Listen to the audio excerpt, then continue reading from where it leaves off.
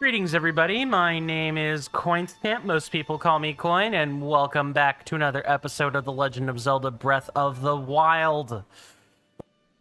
What a long and bumpy ride this past week has been. Truly, so sorry for all of the, stuff that just went horribly wrong. I hope to, go some distance towards fixing that today. How's everybody doing in health and in spirit, in mind and body, to put it another way?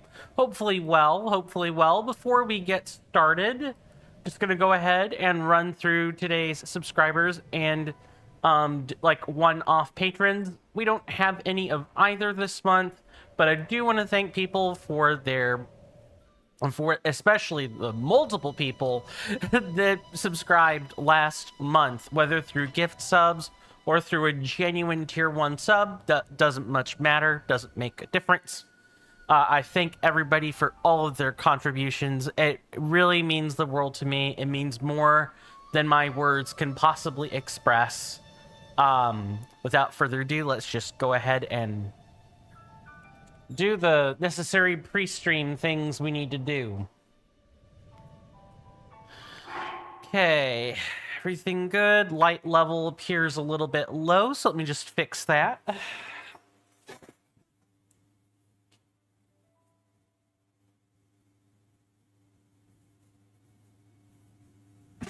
Hey there, Bear Type. Good to see you. Welcome back. Nice to have you here. Hopefully you're doing well in health and spirit, and hope you enjoy your stay. I'm sorry I can't be here today, but you got a test tomorrow. Have fun. Thank you for visiting regardless, Bear Type. Go study. Work hard. Take your time. If you could be here, great. If not, such is life. C'est la vie. That's how it all goes, right? But thank you for your presence. I really do appreciate it. So let's go over what happened last time, and then I will, explain what we're doing today, because today is a little bit different than what we structurally do for Breath of the Wild, like the way we have been operating so far.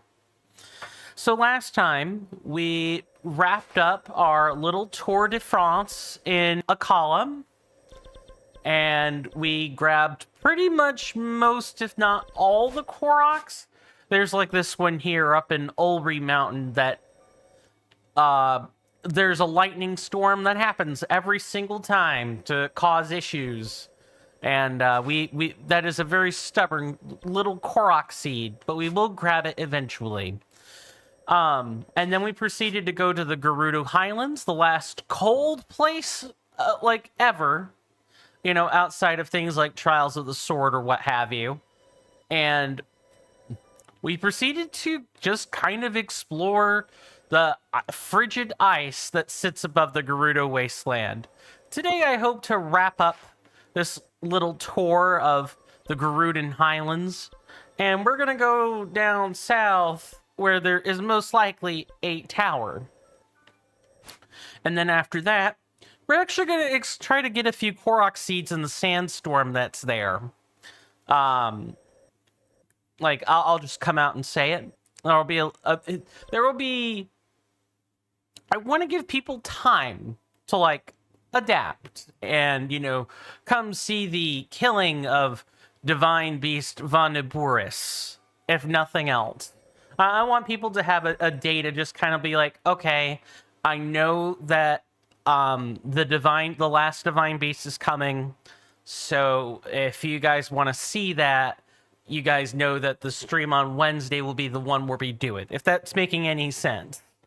Next up on my agenda, now that I've discussed what we're going to do today as well as what happened last time, I like to cover a few things. I'm just going to quickly make a new source so I could show people.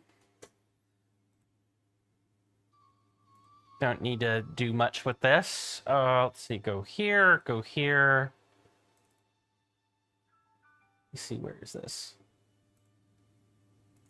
Ta-da! I made a custom Wojak. I have I put this in the Discord. I'll say it here as well. I think I've left this on this hideous thing on the screen long enough. I made a new React channel. It is Coinstamp React. YouTube handle Coinstamp R. No, the Twitch channel is the same. Don't worry about that.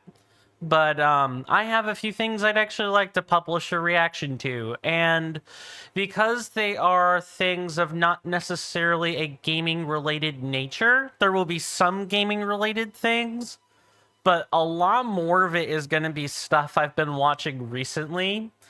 There is a content creator by the name of Shoeonhead that's been doing a lot of gender war commentary, and I've been following her not super closely, but there are a couple of things of hers that I really want to talk about, because I've seen 50, not 50, but I've seen like 25 different videos on it. I'm just absolutely enthralled by this particular sphere of culture. I don't know why, but I went ahead and made a channel for it. I put that stuff in the Discord. I'll get a resource link put into the content resources for the React channel if you guys want to follow that. That may or may not be going in the Tuesday-Thursday slot, just kind of depending on how I feel about things. Because I've been thinking about my schedule, right? This is something else I've just kind of been thinking. I think what I've come to realize is that if I don't stream every day, it's not even about, taking time for myself, right? I can always do that. I can put my foot down and say, I need today off. I need time to be by myself. I'm fairly good about doing this. I've been fairly good about making announcements. I don't feel like I need to push. But what I have noticed is that my schedule has sort of fallen, and I would like to fix that. And the only way I could think to fix that is to regiment my schedule a bit more than it already is. Last thing I guess I'll say before we get started is I have already made the first React thumbnail. For those of you that have a subscription and or are a YouTube patron, you can see it nice and early. I have a Mach 2 that's probably like the final draft at this point. I feel pretty good about that particular thumbnail. I think I've got everything I want in it that fits the legal definition of what a React thumbnail is supposed to have. At least a good React thumbnail. The next thing we'll be discussing, how the React stuff is going to come together. But again, that'll go on the Discord. I've already put that in the announcements. Everyone should kind of have an idea of what I want to do with it. React content's going to be fun. I think I'll enjoy it, and I think it solves two problems. The high effort content problem, where I have a lot of projects that require my attention, and React content is kind of a way to hang out with all of you guys and also have something that's a little bit more down to earth. Don't worry. The YouTube React channel that's going to get the React VOD is going to have, there's going to be a higher polish edit for that, but all in due time. Trovo stuff is also still ongoing. I am still looking into a few things with it. Mainly, what assets I should and shouldn't have before running a Trovo stream. Which auto bot or mod bot would make the most sense, Firebot, streamer.bot, so on. Just all of that fun stuff. That's still a work in progress. And I guess the only other really tiny bookkeeping thing is my client job was apparently a 4-day job and not a 3-day job. But that isn't going to cause me to, like, miss an extra stream. This is just, hey, I forgot that I had a 4-day job. I apparently missed something somewhere in the email and the back and forth email between myself and my client. So there we go. I'll be back, you know, basically that Sunday on the 11th. Everything should be hunky-dory. Now, let's play the freaking game. Let's play the game, and let's make sure I've got the right software on. Hopefully everybody can hear me properly. It would really kind of suck if I couldn't be heard. That would mean that Bear Type didn't hear a single thing I had to say, but that is neither here nor there. Before we really get moving, I am playing the game, but I do need to say this one other thing. If you guys want to follow along with all of the Korok seeds that we're getting in particular, I recommend using the interactive map. For you guys on Twitch, it'll be, let me just shift that ever so slightly this way. I feel like I'm ever so slightly off center at all times. Anyway, exclamation mark BOTWMAP or asterisk BOTWMAP in the chat will get you. If you're on YouTube, YouTube has asterisk commands. Twitch has exclamation mark commands. I might run a different one for Trovo. We'll have to see.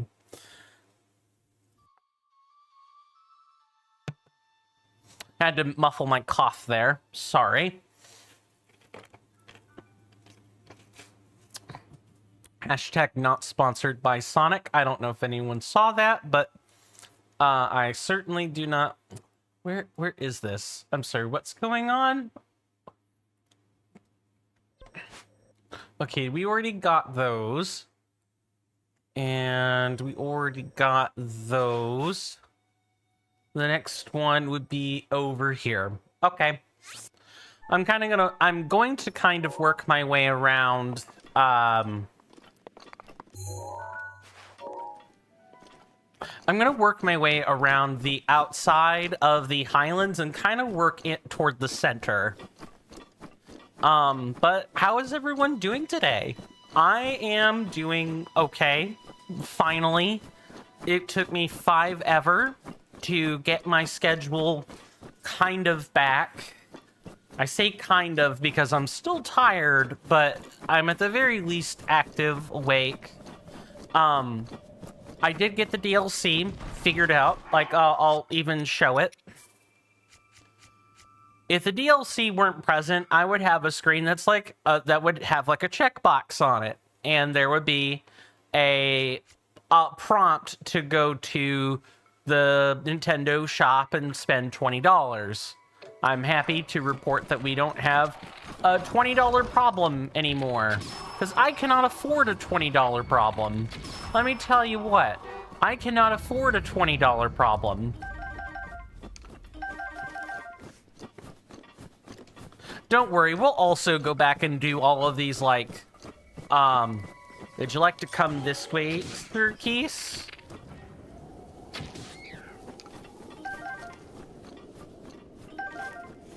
There's no way this isn't a trap.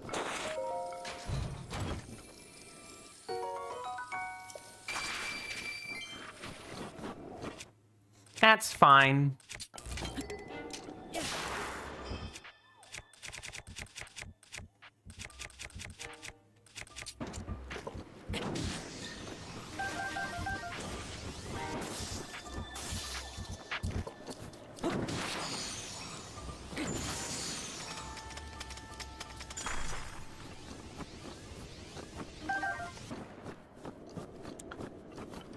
What was I saying? I plumb forgot. That is so bad of me. I cannot believe I've forgotten what it is I was trying to say. My bad. Let's try to keep things moving, shall we? Oh, right, I was telling you guys how I was doing. More or less. I don't really feel like I quite have it clawed out 100%, you know, the full functioning return of my schedule. I'm getting there. But, which dragon?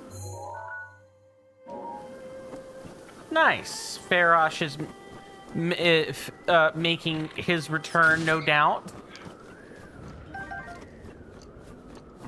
I don't really need to deal with her, though.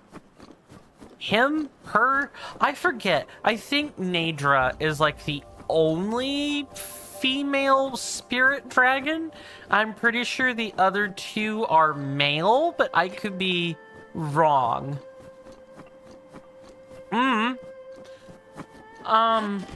What else? I am trying to get my sanity back. That's an uphill battle, but I am trying to, you know, not lose my ever-loving mind. Keeping up with everything that's happening in the US, I really just cannot. I simply cease to function if I'm tracking too much of Trump's bullshit. So I'm mostly focusing on RFK Jr. and his brand of BS.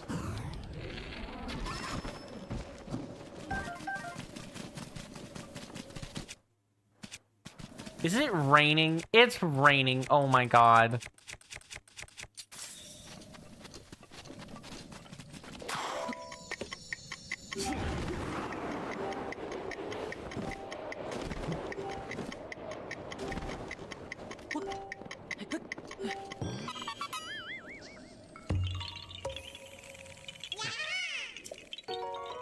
But also, can I just say I feel pretty sorry for the Romanian people as well, who definitely are also getting ready to experience something.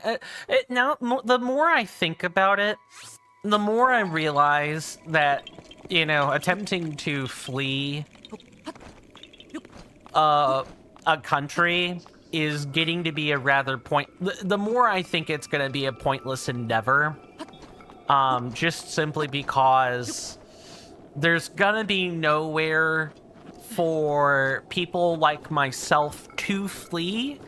Our options are either fight or somehow escape to make our own country. Like, autists, LGBT people, and so on. Like, we just need our own place. Which, to be honest, you know, if there are any LGBT people out there listening, you know, quietly accumulating funds in countries where they're allowed to do so, you know, I'm all ears for a country, like a bid to start a new country, whether that be make an island or something else along those lines. I know the game is not asking us.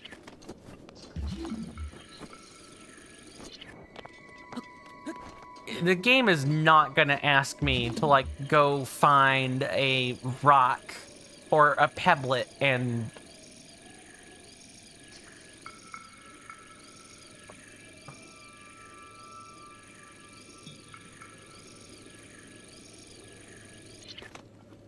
Oh. Really? I suppose that is an interesting spot to, like, put a rock. I turned around and only just then saw it. Yeah, I don't want you, you know, sicking your little friends on me.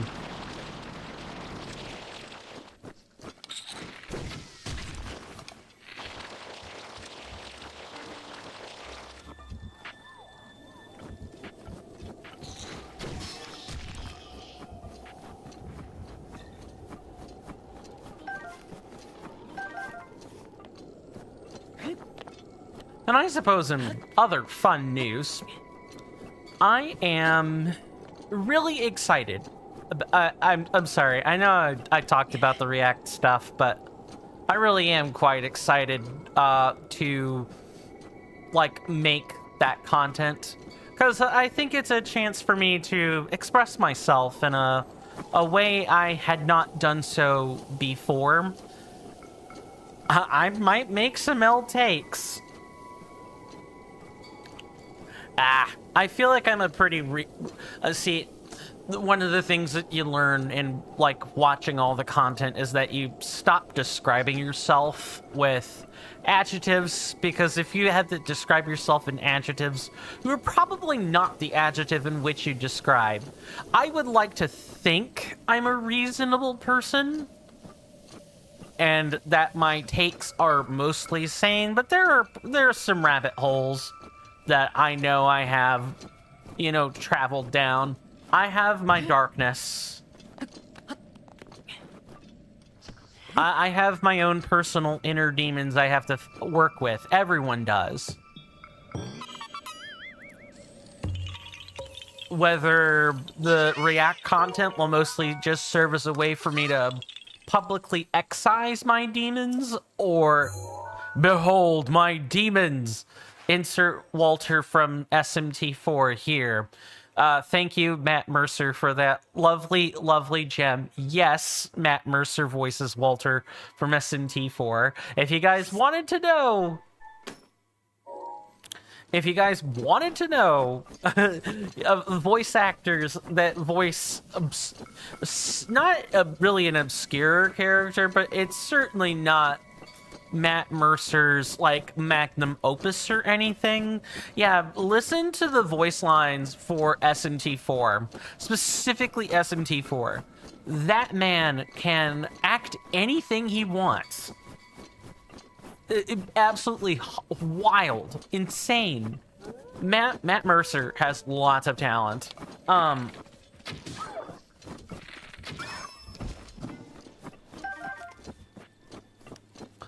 I would like to bring SMT to you guys sometime. I've got 3, I've got 4, I've got Apocalypse, and I've got 5. I even got pretty much all the DLCs for all of them. I would love to bring that series to you. If there's anything that like really just catches my attention more than it normally would, it would definitely be the it would definitely be the larger-than-life cosmos level. Okay, and I need to quickly eat something. Cosmos level storytelling that comes along with the Shin Megami Tensei series. Hold on.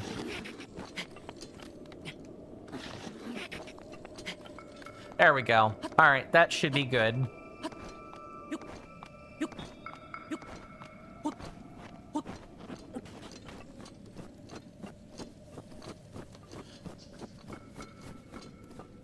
And you might think it's strange, but my Christianity has 0 impact on whether I enjoy SMT or not.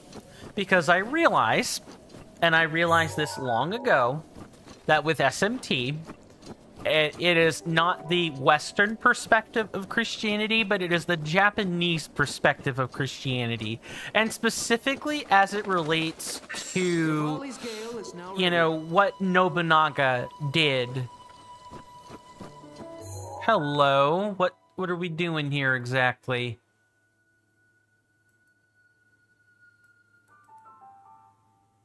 Cliffside etchings. So there's got to be like a quest, right?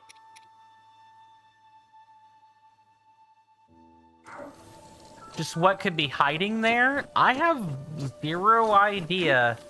Probably some kind of quest. Sorry, let me get my map back to where it should be. My goodness.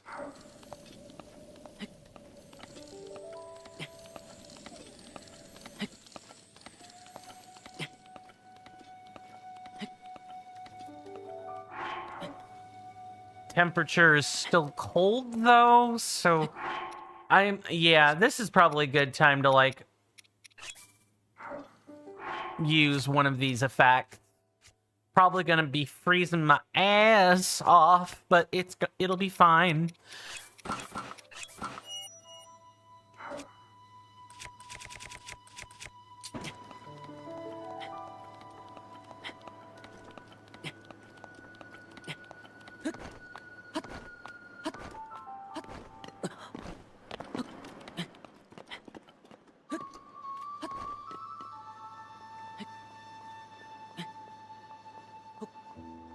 You gonna make me put a shock arrow there?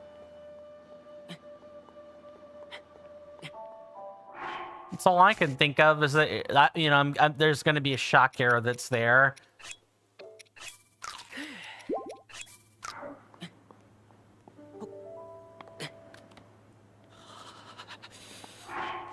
All right, let's use the high level. Actually, I don't need this now. We're good.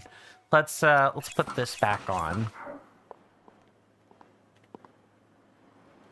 I don't know. I just think there's supposed to be. I think you shoot a shock arrow into this.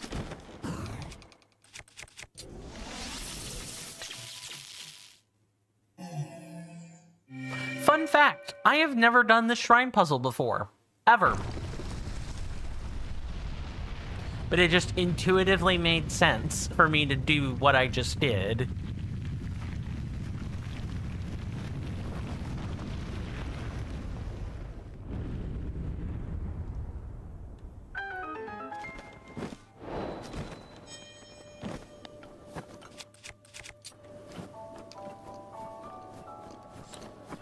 So, let's go in here and probably have a puzzle to solve.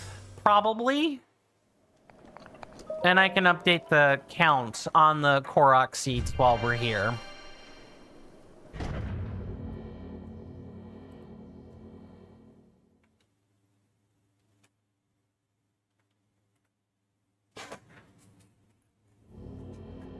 You guys can also increment the counter for fun if you want. Exclamation mark seed so, and a number, space and some number. We'll put the count incrementer to that particular number. Exclamation mark seed grow. Pretty sure that's the correct action.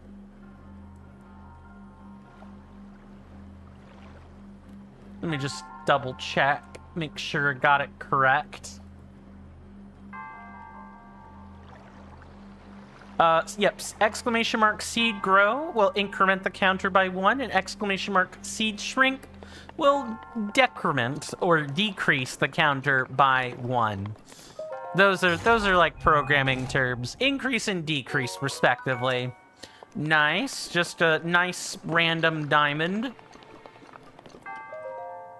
I mean, at least it goes into the coffers.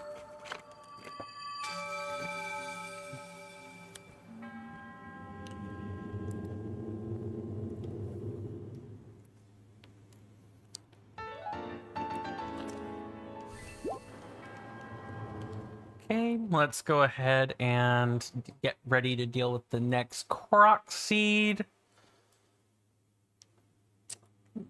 I think there will be some pretty nice surprises waiting for us. Yeah, I'm trying to think about how best I want to go about this. If I want to go like internal or external. I think I'm committed to like wrapping around. So that means our next Korok seed is going to be... We might as well go up here, but we don't intend to stay up there.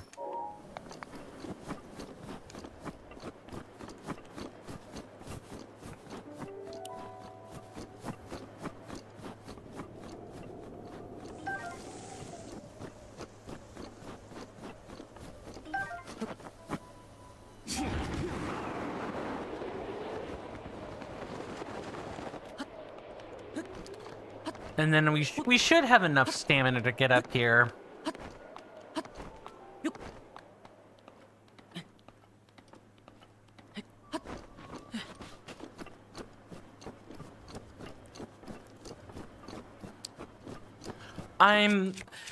Even though, right, that Even though, you know, obviously I like the game enough to want to play it more, I am so happy that we have gotten just a significant chunk of the way done. And, you know, I'm happy that... wait, you're a... Nice. Get that quickly. Okay, so there is a... We need to, like, complete one? Yeah, I know what we do. We take this one and we put it over on top. Just like this. Not hard.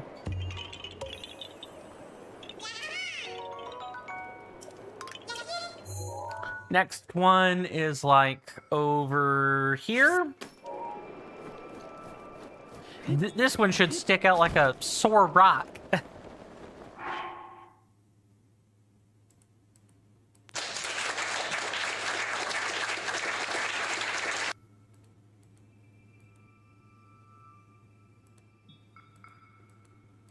Oh.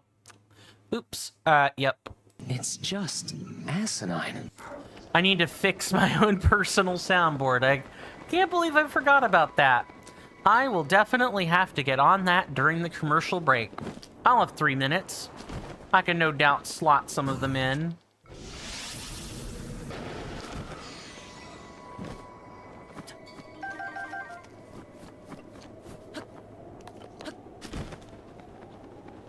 It's like somewhere down here, ain't it? Yep, look, it's right there.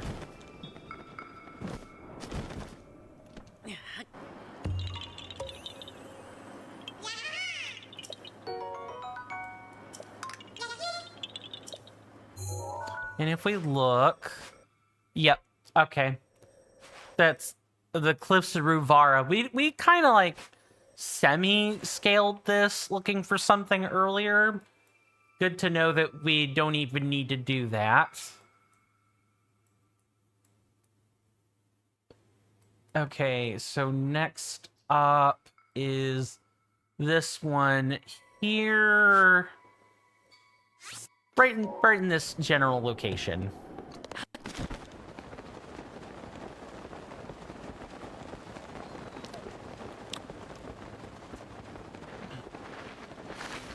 How's everyone's gaming experience been? I have been keeping an eye on the Oblivion remaster. I want it badly. It is, what is it, $50? For, I mean, say what you want about, you know, Unreal Engine 5, but if everything is, like, you know, mapped correctly, Unreal Engine 5 is just fine as far as, like, graphical enhancements go. The issue is when it's, like, Unreal Engine 5 slop, as opposed to Unreal Engine 5 with some polish put on it. And maybe it's all, you know, slop. Maybe I'm being an uncultured consumer and not understanding that there's no way to tell the difference.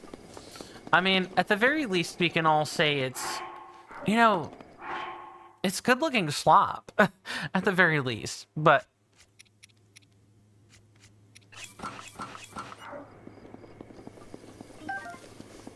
Good-looking slop it might be. I do think it's not exactly slop.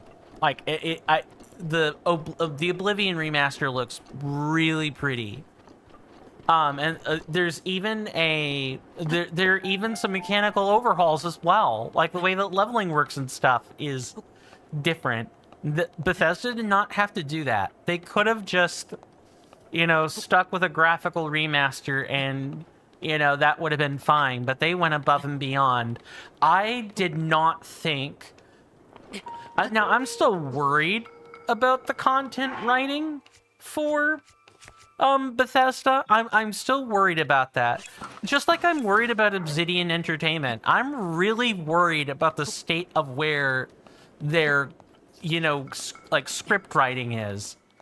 Have you guys seen Avowed? And never mind the, you know, company which shall not be named. Never mind their involvement with. I don't know, man. I'll just come out and say it because I'm not a coward. Sweet Baby Inc. I mean, here's the thing. You know, this take's gonna get me canceled. I know it. I think diversity and inclusion is important. I think equity is important. I will always be a proponent for equal rights, period. But the thing that really chafes most people when it comes to Sweet Baby Inc.'s involvement is just like the people that they employ just actively hate the gaming space. Like, they actively just hate us. Especially people like me. You know, I might not be... I might not exactly fit the straight part of a cisgendered white man, but I'm still a cisgendered white man. I'm only 2/3 as hated as everyone else. Bringing racial issues into games in a way where it is very clear that what you're intending to do with the race issue is stoke real-world division is a problem. I think there are ways to highlight this without getting to highlight the real-world tension and not allude to it actually. I think companies need to do a better job with striking the balance. Dragon Age 3 is a pretty good example of where the balance was struck. Yeah, there were gay people, there were trans people, but you had to figure it out. It wasn't their personality. It wasn't... how do I word this? It wasn't script written in a way where it was obviously trying to break the fourth wall, and it wasn't lecturing people on those issues. It was just presenting the issue and presenting it in a in-game way that made some sense. People could map the experience back to their own life, whereas now...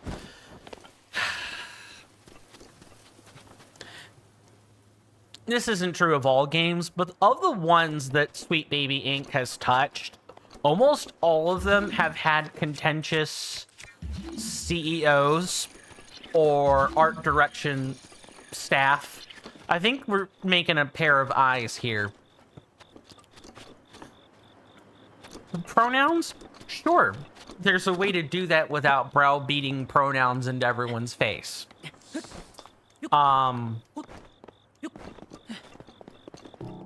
Trying to be careful here because I know what I want to say, but my mouth is not going to make it come out right.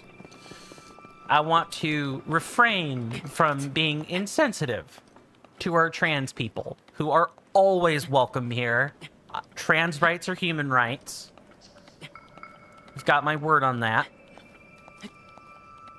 But what I'm sort of describing is like the more benign... I'm clearly, like, missing something here.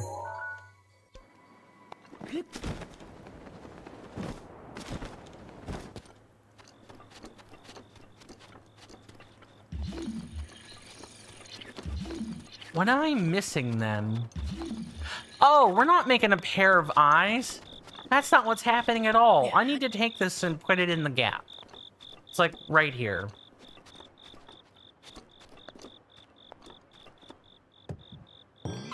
Yep, okay. I totally misread that puzzle.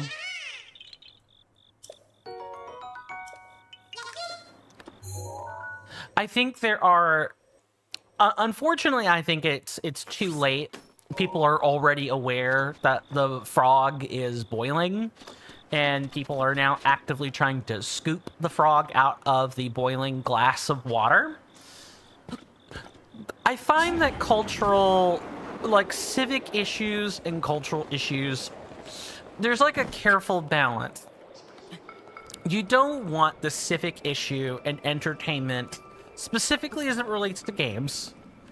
In film and in media, I think there's a lot more room to present these issues in a way that's more acceptable. Like, there's no fourth wall that has to be broken, for the most part. I think there are ways to present those things in real media, but gaming can be a somewhat sensitive arena because people that consume gaming media are more aware of like the culture. Like it's a really ignited arena right now, and of course, culture war issues are at an all-time high here in the United States. It's the reason why the, correct people that were supposed to be in charge lost the election. They did not manage the culture war issue effectively. Among the 10 or 9 other things that made them lose the election.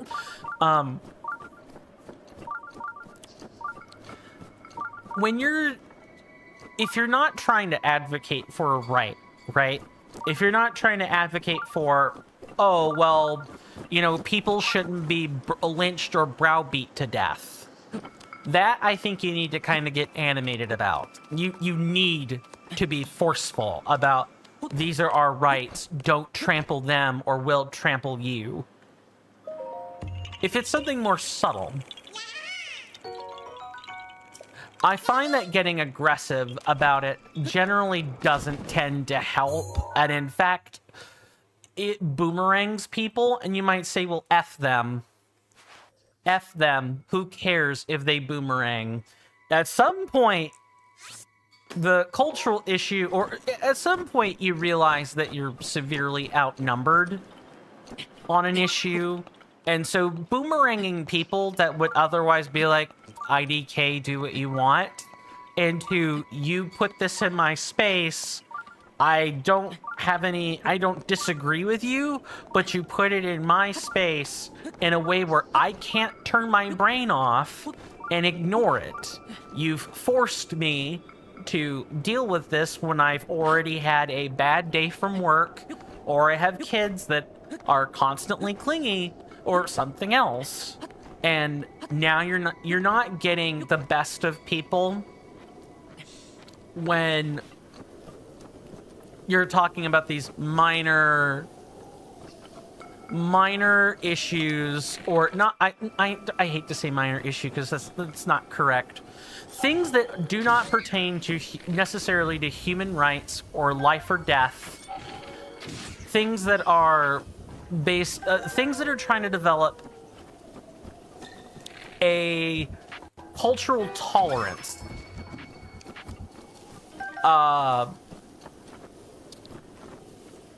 Like trans people kissing in a public space, like PDA.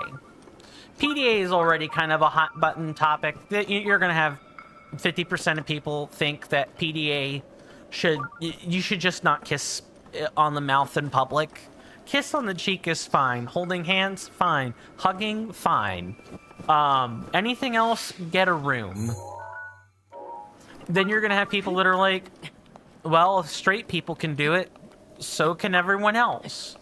I'm somewhere in the middle, and I suppose that's kind of tough to explain, because how can you be in the middle on something like that?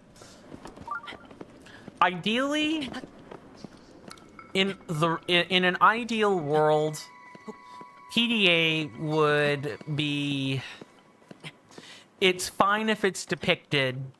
It's also fine if society wants to say, if people collectively agree not to display PDA. Like, we as a society vote on it. And that's what happens. okay, that's fine.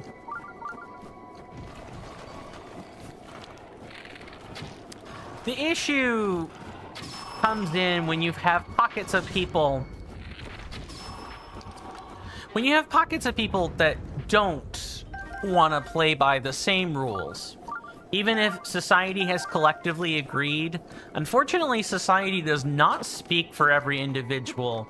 And that's kind of where the cultural argument has a chance. Like this whole thing about slowly boiling the frog.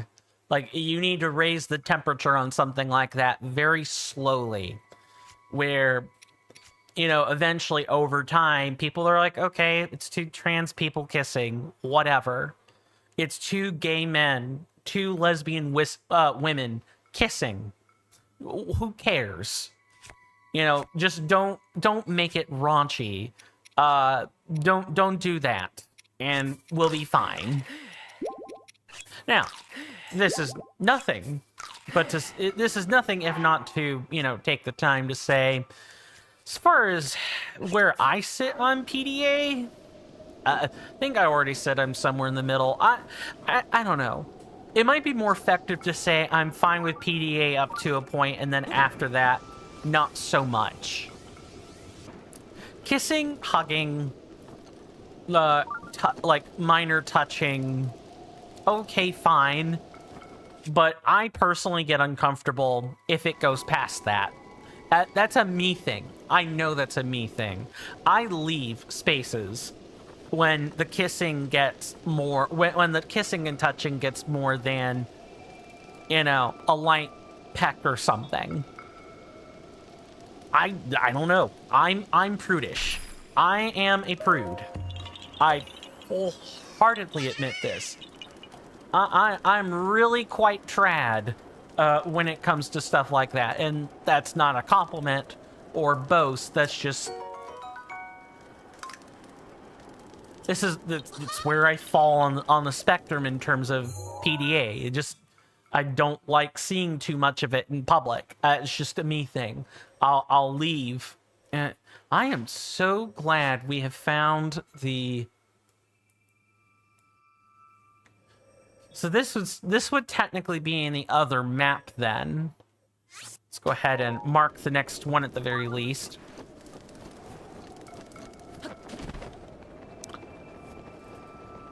I don't know, I guess that's a question I can ask folks. Where do you guys fall on the spectrum in terms of PDA? Like, public displays of affection. They're like, hell yeah, bring it on, voyeurism. The more, the better. Or are you more like me? Like, there's a part of it that's okay. I don't mind if I see bits and pieces of it. But anything hardcore, get a room, fade to black, close the screen.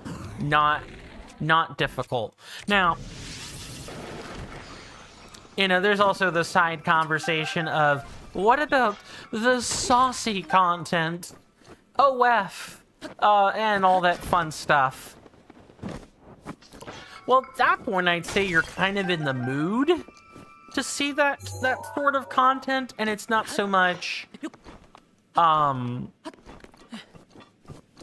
it's like a mood. If the mood strikes you, you'll put up with anything. If the mood don't strike you, well, then your natural proclivities and preferences begin to, fall into place. For me, it's not like, let me see if I can't, keep this as PG as possible.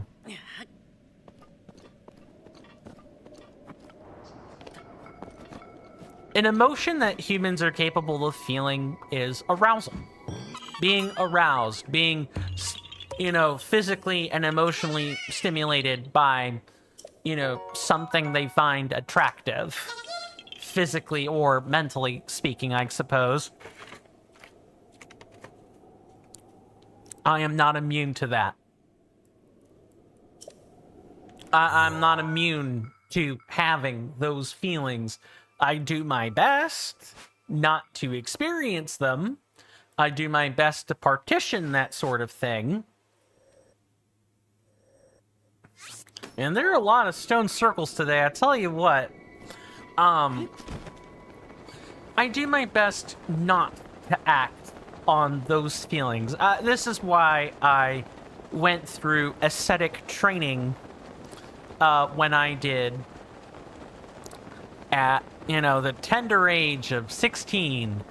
I worked really hard to partition my mind so that I would not easily fall prey to impulses, with the opposite sex. Females, women, AFAB people.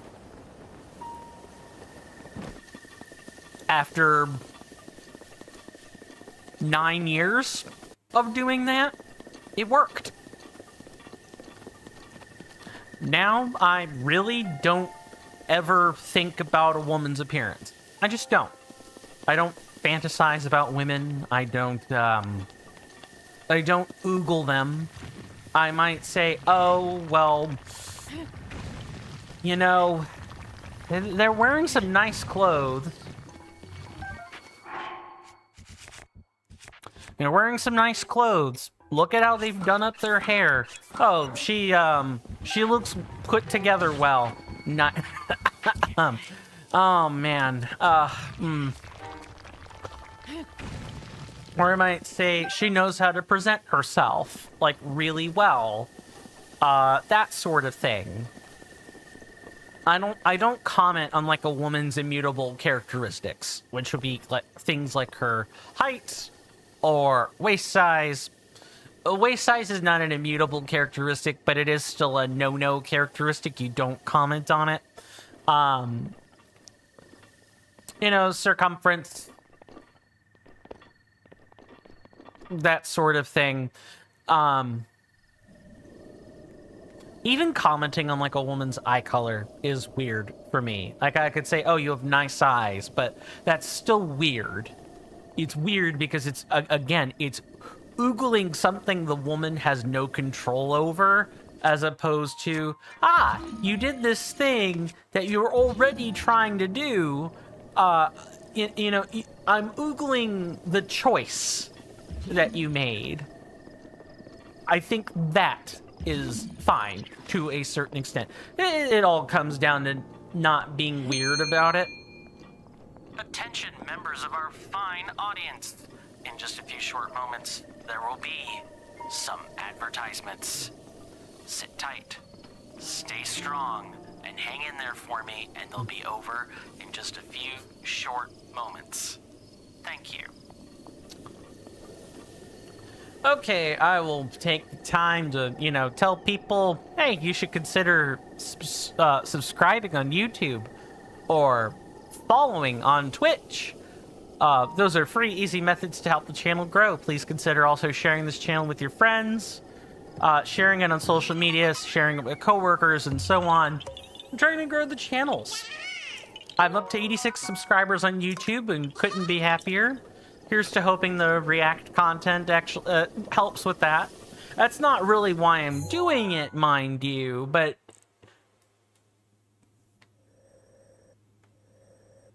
just gotta be really quite mindful. Now, what is...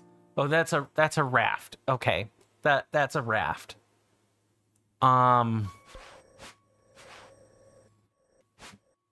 Let's see if we can't... There's really not a single Korok seed on this? Yeah. No, not at all. Alright, I guess let me figure out what I'm doing next. Maybe over here? Yeah, look, there's like a... This looks like a significant site of power. Let's go over there.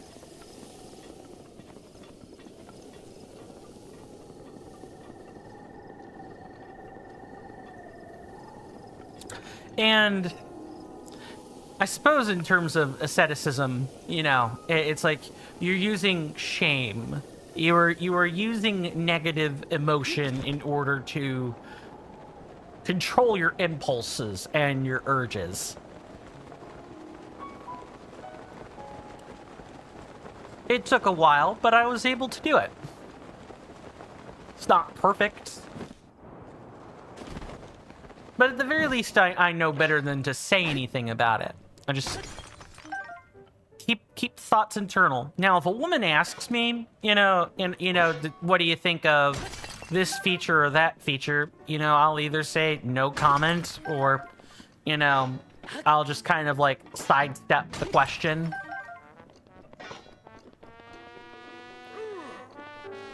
Hello, boys. Heel, Beige, and Cabetta. I'm a manly Goron man, brother. Pump it up, brother. This is our ancestral training ground. Us three Goron blood brothers are in the midst of a contest of endurance. Feel the burn, brother. We're training to become strong and powerful Gorons. Right now, we're competing to beat the heat. So sweaty, brother. We're Gorons, but the heat is too much for us these days. Dudes, you guys live in a volcano. Oh, I guess I should probably, say this real quick. We probably have like a minute or less. We take breaks here in the channel. The breaks last 3 minutes. If you're on Twitch, there will be some ads that are played and everything. And that's mostly just to help with pre-roll. And, I'm away from my desk during those 3 minutes. The ad breaks let me stretch. But in exchange, there's a timer. I come back at the end of the timer. All that fun stuff. Like, the only 2 times I run ads are either during a commercial break, like the one that'll be coming up, with an automated timer and everything, or if I'm gone from my keyboard for more than like 10 seconds, I can just I could quickly type something in the mobile app and click on an ad real quick. But that's about the only 2 times I do it. Let's see if we can't we're probably not going to be able to wrap up the dialogue, but we'll see. It's too hot to handle in Goron City, so we came here to train ourselves. Hey, I have an idea. Come join us. Yeah, come try the contest of endurance yourself, brother. Sure, I'll give it a try. Good answer. A guy like you has a burning passion in his belly, and we'll have to quell that passion until after the break. Thank you.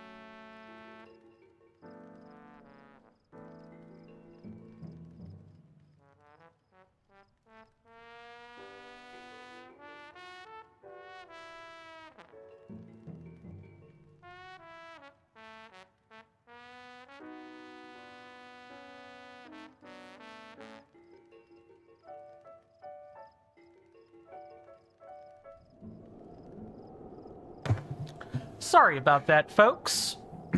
I am back. I was just fixing up the soundboard. And not like the soundboard you guys have access to. Like my own personal one.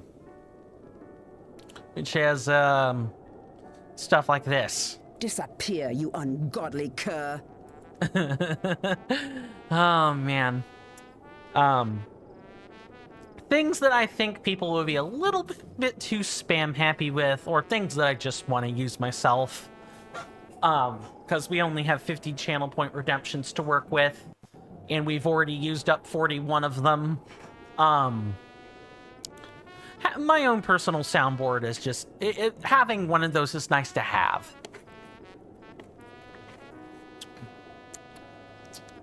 Where were we? Ah, right. A guy like you has a burning passion in his belly. It's inspiring, brother.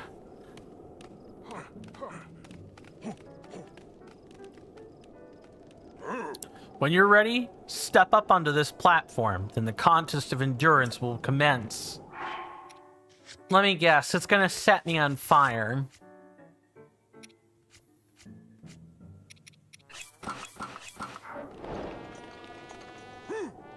If you leave the ring or pass out, it's all over. You lose, got it? Okay, now prepare yourself for the contest of endurance. Go!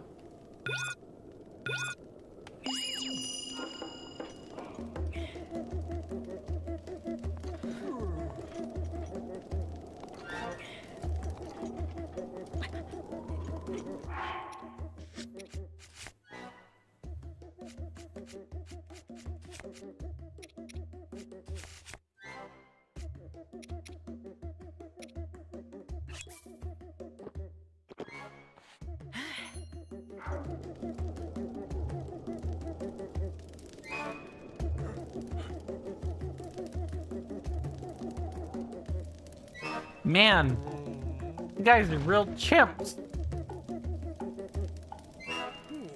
Is that Grandpa? Oh no. Piece of cake. Well, that happened. Boys, boys, boys.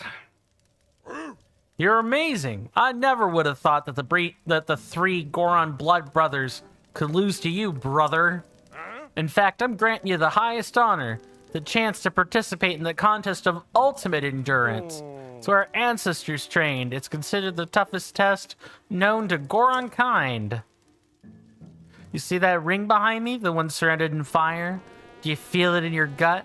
What a bad idea it is to go there? Your gut is dead on, brother. That special training area is even harder than the last ring. This contest won't just challenge you with heat, but also with fire. If you lose your focus, your body will catch fire. Make sure you're prepared for this, brother. It's said that passing this test will reveal a shrine or some such. If you think you're ready, climb into that ring. Do that and our special contest of ultimate endurance will begin. Is that heat-resistant gear you have there, brother? A real Goron man shouldn't have to rely on wussy stuff like that. Goron up and take the challenge without any help.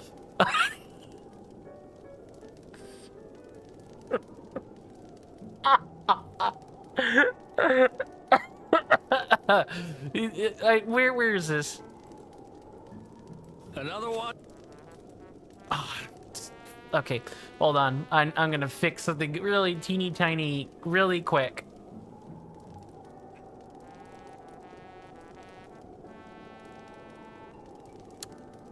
There we go. Too bad you're not double jointed.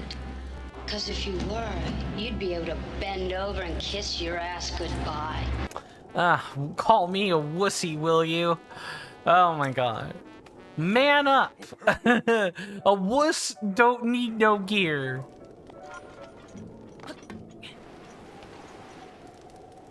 Huh? Real Goron man shouldn't have to rely on wussy stuff. I'm not allowed to climb this ring without having that. Oh. What a wood. Oh my god. Welcome back. You want to try the the contest of ultimate endurance? No. What?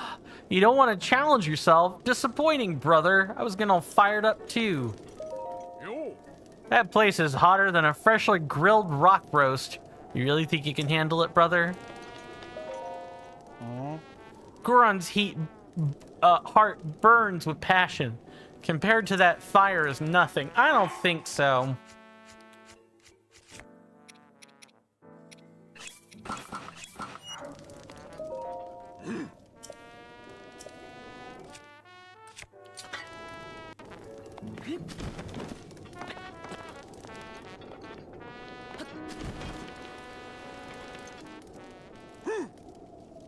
You're standing up there, which can only mean one thing. You ready to push yourself to your limits, brother? The rules for this contest of ultimate endurance are the same as ever. Leave the ring or faint, and it's over. Time for the world-famous contest of ultimate endurance. Go!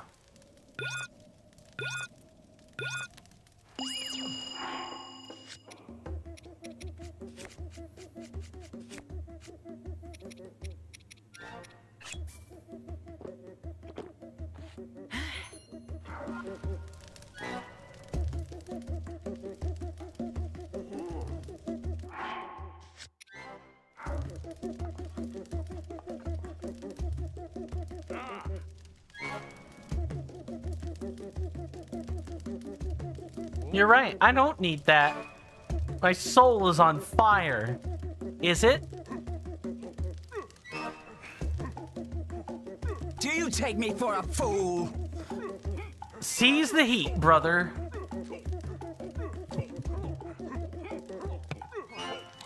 Burning soul. Hot like lava, brother.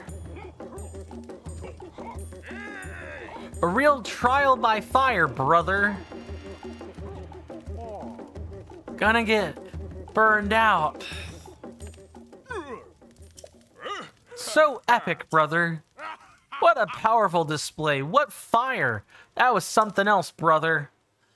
Oh my god. If I have to say brother one more frickin' time, I'm gonna... I'm gonna take a Goron and put it on a spit roast. Unlike like a certain group of moblins in a certain ROM hack called the Master of Time. Oh, that's a shrine or some such. It really appeared just like that. So the legend is true, brother. You won the contest of ultimate endurance, little man. You're amazing. Am I? I just drank a little dinky potion and... I was able to withstand that. Hey, your little contest didn't say anything about drinking potions. Pump it up, brother. Ah, it's the fourth Goron blood brother. He who beat the gut check challenge in the contest of ultimate endurance. That's why I'm preparing something worthy of a Goron brother like you. They call it the super gut check challenge. The more gains, the merrier, brother. The super gut check challenge. Is that like the super chips challenge? Where you can't even turn left or right and you still have to get all this stuff? And Chip has to avoid all the enemies? Don't get hit by the bad guys. Something like that? I can't. Oh my god. Oh, so good. That wussy comment, sent me to the stars and back, and I had no business doing that. I wasn't supposed to be sent to the stars. Okay.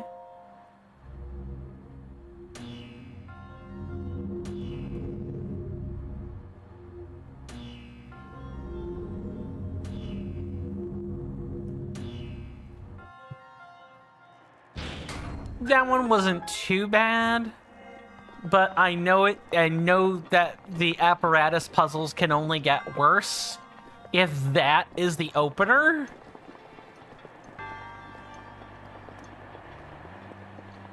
Oh my god, it's nothing but a bunch of apparatuses. Absolutely awful. I suppose we should at least interact with it. I think we're rotating a cube. Yeah, sure am.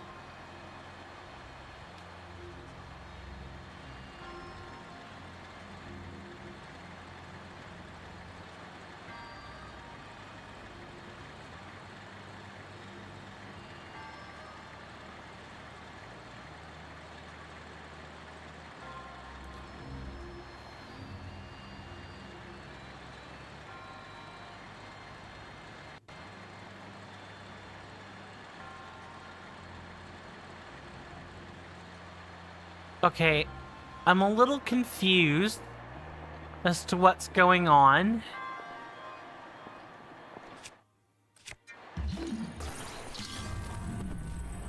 Ah, that would be why.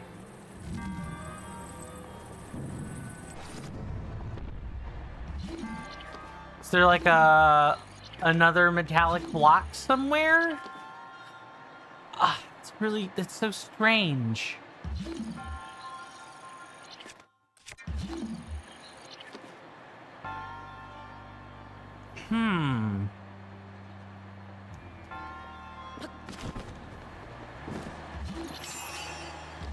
No, I did not want to do that.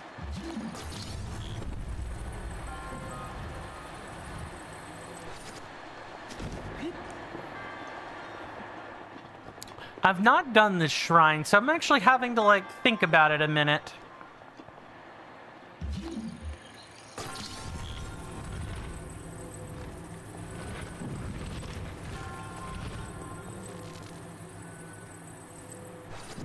There's gotta be, like, a better way to do this. Or, you know, we can just stick the platform landing. That's totally fine.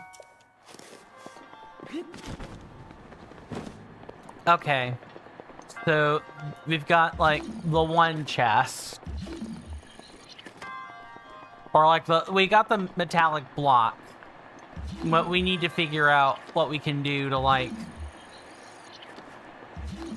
offset this somehow.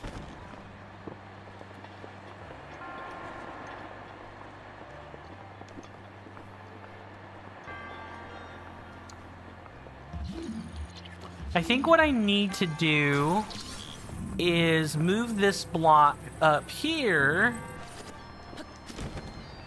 move over like this, and then slide this block on top of the thing. Just see if there's like anything to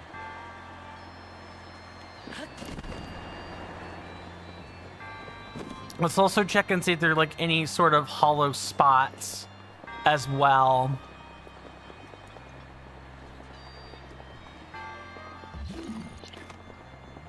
Nope, no such luck. The only thing I can think of is that we don't have to like do one of these. It's not like over here. Instead, it's more like over here.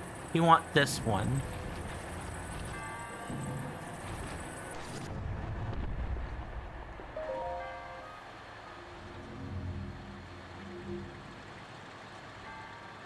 Oh, no. Wait. I see what to do.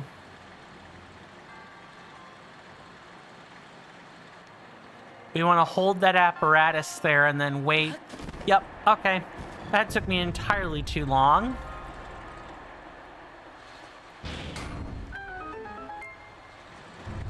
And now we can move on to the next apparatus. Or, no, what we have to do is hold the block in place.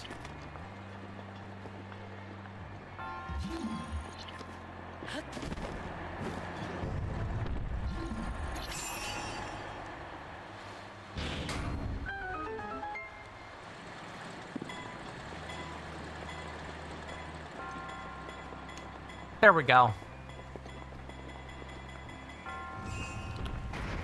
Now I have to play around with this as well.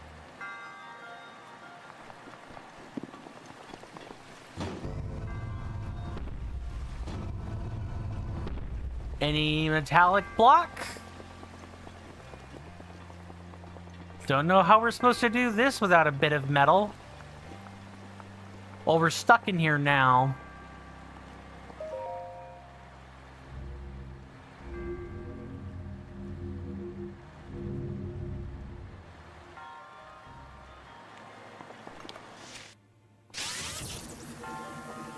Ah, I see how we're gonna do this.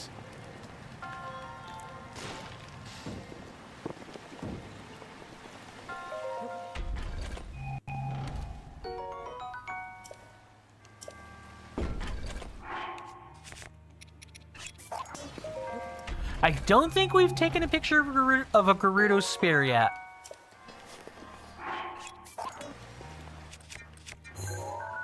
We actually have. Never mind. Alright. So then I think the idea is we're going to weigh down one of them and then kind of rotate the thing in such a way that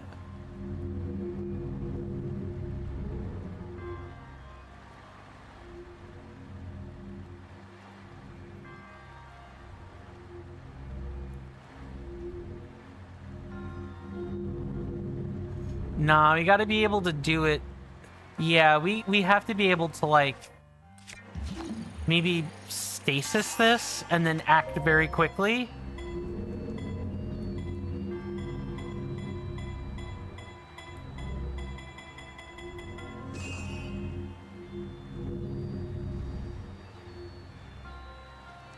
Have to try again.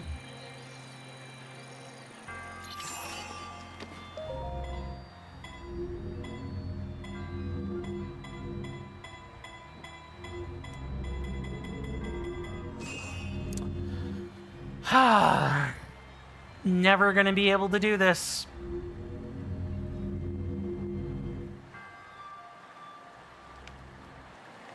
I have to, like, move quick.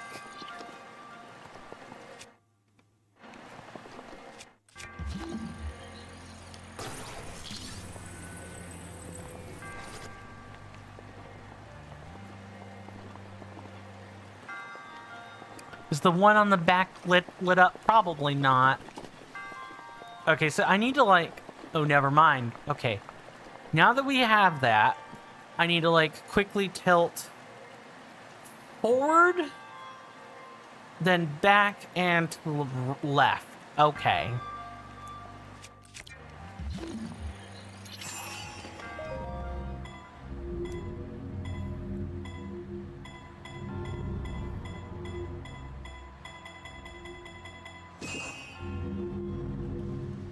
What? Do we have to, like... Oh, we actually have to... Yeah, we actually have to, like,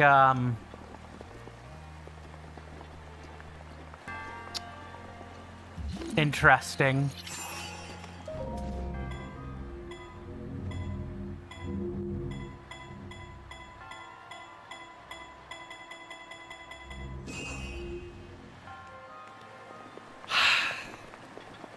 So close. It's so far, and we still got to get the one in the back anyway. I don't know what I'm gonna do about this. I feel like I needed to...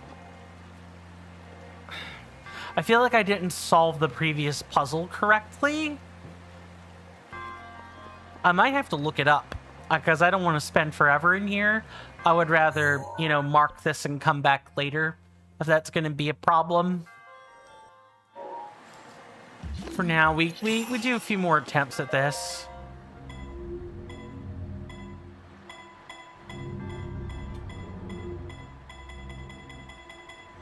Yeah, okay, so it has to, like, touch up on this. It's actually got to, like, kiss the thing almost.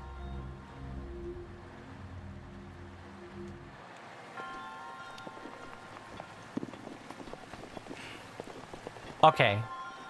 There's no way I can fail this.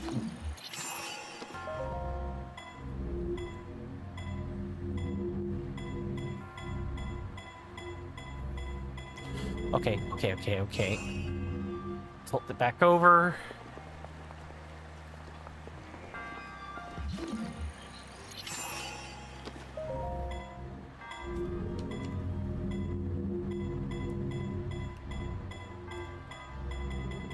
No. Okay. Just keep it tilted. Keep it tilted on that side. I'm having issues today. This gyroscope puzzle is mean.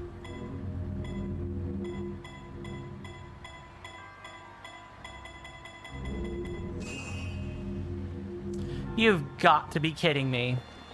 And I'm pretty sure we just watered... No, we only watered 2 of them. I do not like this. Isn't there like another one? There's not.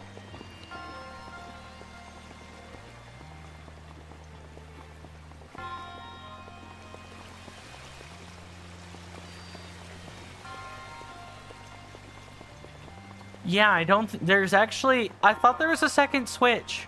There's not. We literally do just have to, like... We have to stop one and do the other and do it very quick.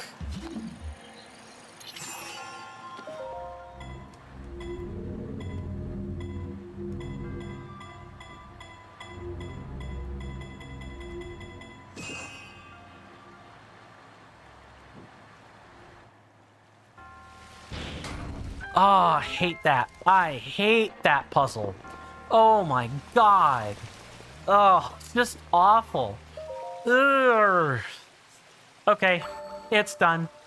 It's done. Oh man. Okay. It's like, I'm bored. Give me something challenging. Let me see you struggle a bit, Sir Monk says. I don't know. We're getting there, everybody. We're getting there. I think there are 160 shrines when you count all of the things in the game. I'm pretty sure it's like 160 because there's 80 in the base game. I could be wrong. Okay, we're gonna take a break from all that puzzling and stuff, and we're gonna fight. There's a talus over in that general direction.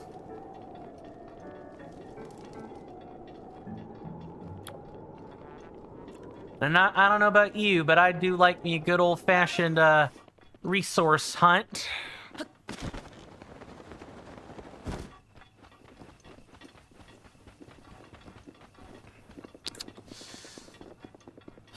What else can I talk about?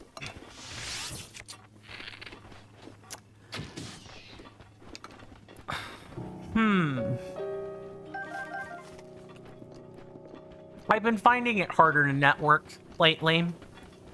Networking is like this thing where, you know, you go and meet other people. Go ahead and save here. I don't want to repeat that again. I do not want to do that shrine again. I really don't.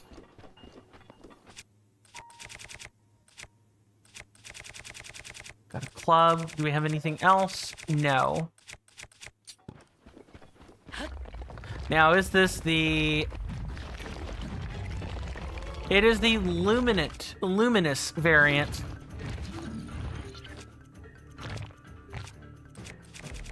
Go ahead and get the fiver already. Nice. Clubbed in the back.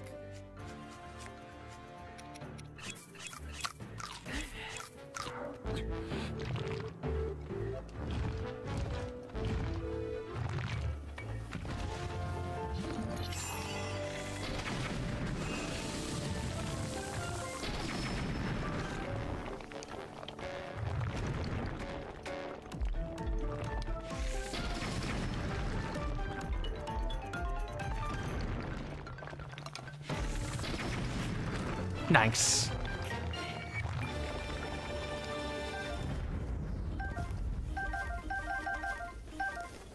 And we only lost hearts to our own stupidity, so I guess it's not all, it's not so bad. Not really. Put that there, and then we can keep things moving. Do we get those over here? We did. This next one's like... basically, yeah, we're basically kind of like wrapping back around the Zerko Mesa. It's like, what, here-ish? And hopefully we'll see it by then. I've been finding networking hard, man. I want to do it. I want to network more, but I also have to like make content at the same time. And that's quite the challenge. Not gonna lie. That's quite the challenge. And you know, I did listen. I have been listening to like various streams and things.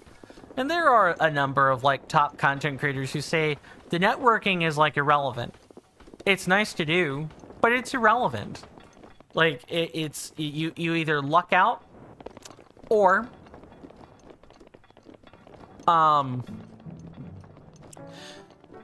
you know, you make compelling content and people will come find you. People will just find you. So I don't know. I'm like sort of going back and forth. I think it's a bit different depending on the platform, right? Because a lot of people say, oh, you should, you know, do YouTube because that'll help your content. People will say you should do TikTok because that'll help your content. People say, oh, you should do this or that to help with content.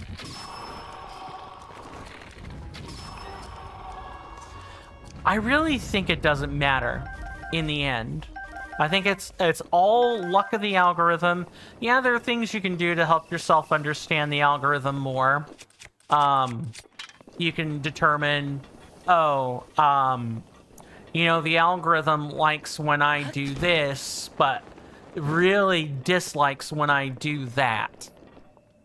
Particularly on YouTube, where like signal boosting or algo amp is a thing, and YouTube could take away your algo amp for as many reasons as it can take away other stuff. If you like start negging, I know.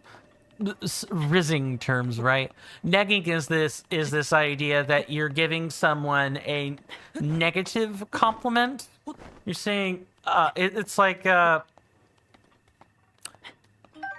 you know, your height makes you half a man. That would be even though you're really cute. Your height makes you only half a man, and the retort would be your weight makes you 2.5 women. So it's like you're only yeah, like it's this idea of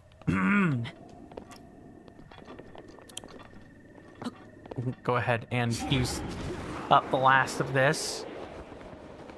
It's this idea that you're complimenting someone and bundling it with an insult at the exact same time, which I do not get. You just compliment someone. Just compliment someone. It's not hard. Or maybe it's not the easiest thing in the world, granted, but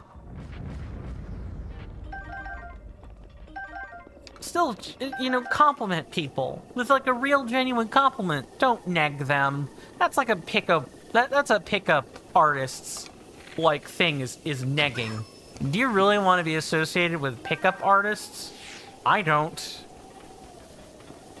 I already went through almost a decade of aesthetic training to not be called some negative things by women. I really don't want to add pickup artist to my list of associations with women. I really, really don't. We should definitely get the climbing gear on.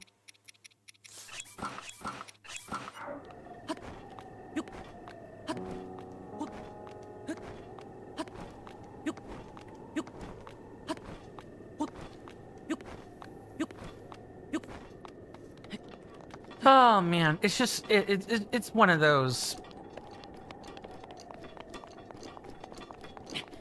I forget. I forget where I was trying to take the whole negging thing. I guess it's just if you're gonna compliment people, compliment them. Don't do the stupid. Don't say stupid.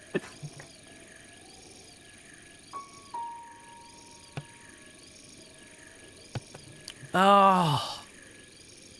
Sneezing is not fun. It's really not. Okay. That wasn't too terrible.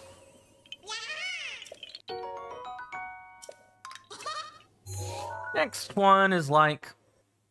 Oh, I mean, we can just see it. It's like on the map over there.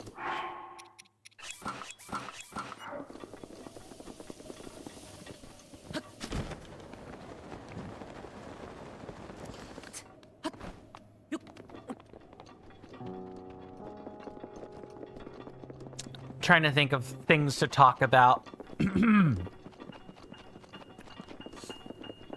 I realize there's not really a whole lot to hope for. You know, even if you're not a U.S. citizen, right? You know, you've got places that are in civil or regional conflict. You have an economy that is going to shit. You have...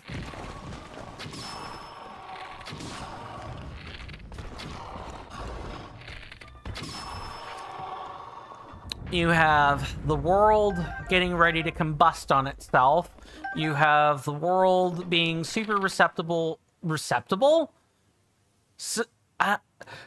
susceptible. Good God.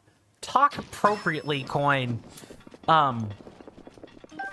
Super susceptible to global warming.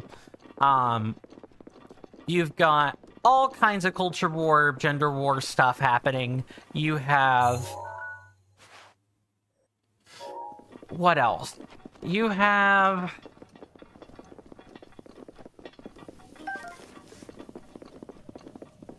Not even just like civil and gender war. You've got like racial tensions flaring up. We've got people generally being unhappy. Divorce rates are the highest they've ever been.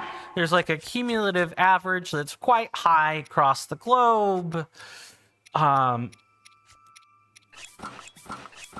AI threatens to, you know, replace us all. Everyone is constantly claiming everything is a national security concern because the best way to control populations is a national security concern where people can then, you know, engineer the solution through martial law. I know it's shitty. The world's bad. The world's in a bad place. You can be hopeful and still admit the world's in a bad place.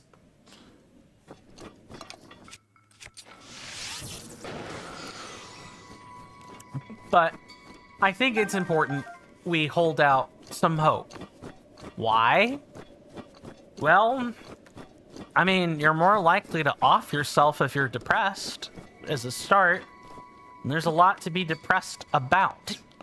There's a lot to gaslight yourself with. It's really important that you don't let people do that to you.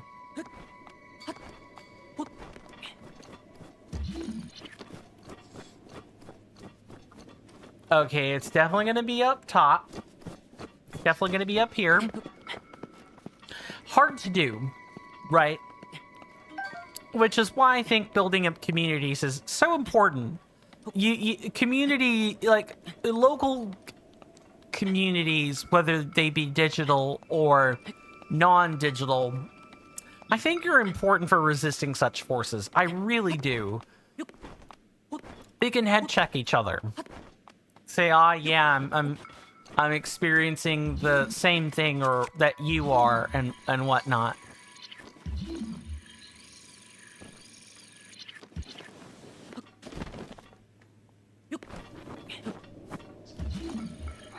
Okay, let me check what this has to say.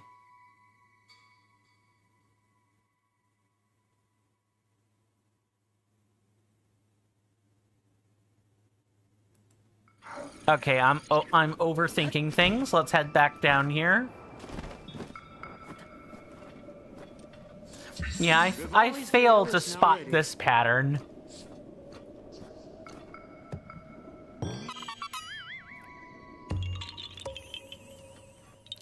You guys are always welcome to, you know, come into my Discord and chat about things if you want to. I've even got a gallery-style place for people to do that, where the conversations could be localized. If you want to slide in my DMs and talk about stuff, you're more than welcome to do that. Maybe not the DMs on Twitch while I'm streaming a game that requires me to have a map pulled up. So, like, Twitch Whispers, definitely not. I'm not even looking at those at the moment. You know what? Now that we're here, though, we might as well... I think we are at the point where we need to wrap back in and get some of these other Korok seeds. This one over in that general area.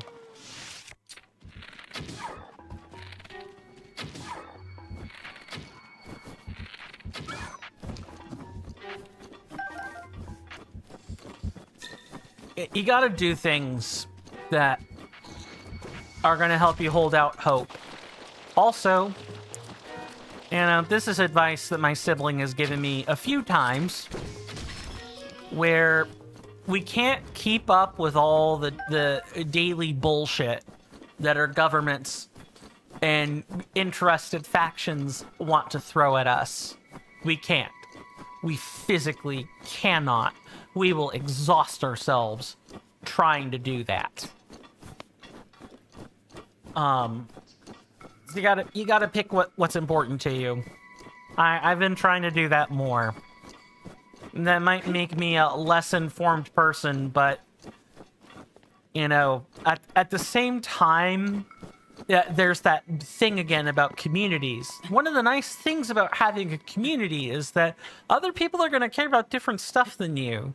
You can place some amount of trust in them, you know, caring and tracking about that stuff for you so that we can talk about it.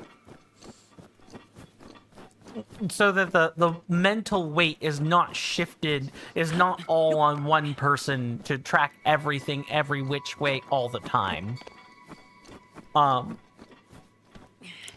Yeah, hence another reason why I made the React channel is you know, I do want to have these kinds of discussions with you guys. It's just that, you know, streaming games like this is not always the most reasonable space to have these types of discussions. Whereas the React content, if we're like, you know, live streaming and just chatting or whatever, I can totally just break the segment, do what I gotta do, and then, you know, go from there. Thinking on it, I think what I've decided is that on those days I'll be streaming to Twitch, like specifically, but I'm gonna I am going to record what I stream that day. That way, you guys aren't getting a shitty Twitch VOD, you know, immediately at the same time as a YouTube vid. Like, I want the React channel to have the, well, actually, maybe I don't need to go quite that hard. What I can do is I can import the VOD as like a, you know, a private video anyway.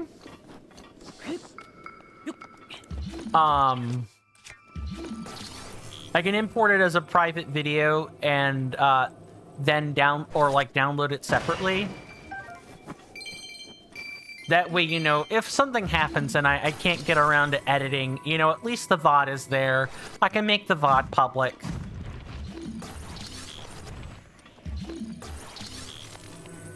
Nice. Nice.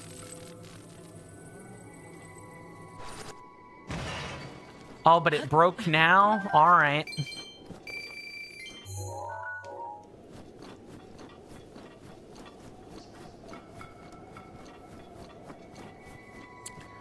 But the React channel serves like multiple purposes for me.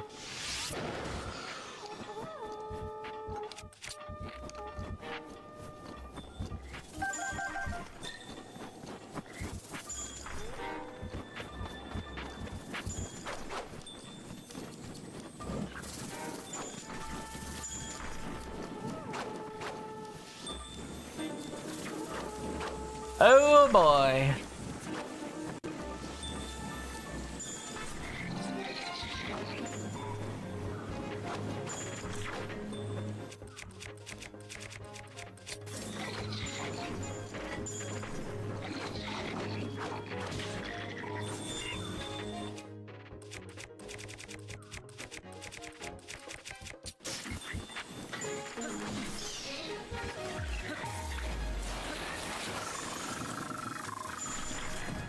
Get up, get up, get up, eat food.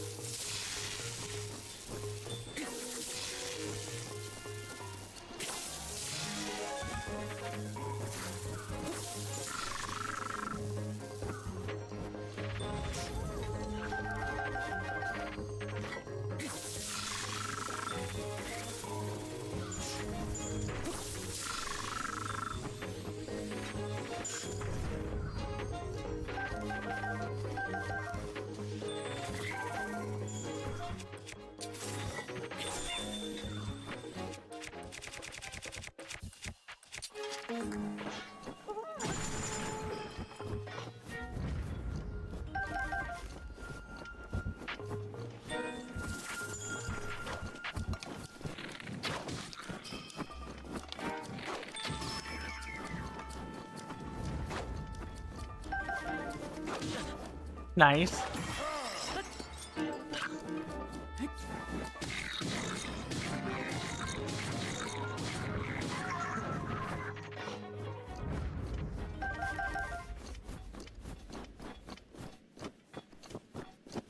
And then we had a bunch of keys in there that we don't even need to go deal with. Cool. Oh, hey, I mean, we had to use up food resources anyway, so it's not the worst thing in the world. And keep that frozen bass for later.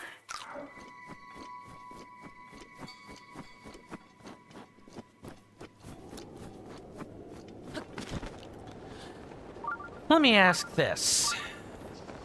Are there any issues? Oh, hello. I want to be up here, and we need to probably look around for...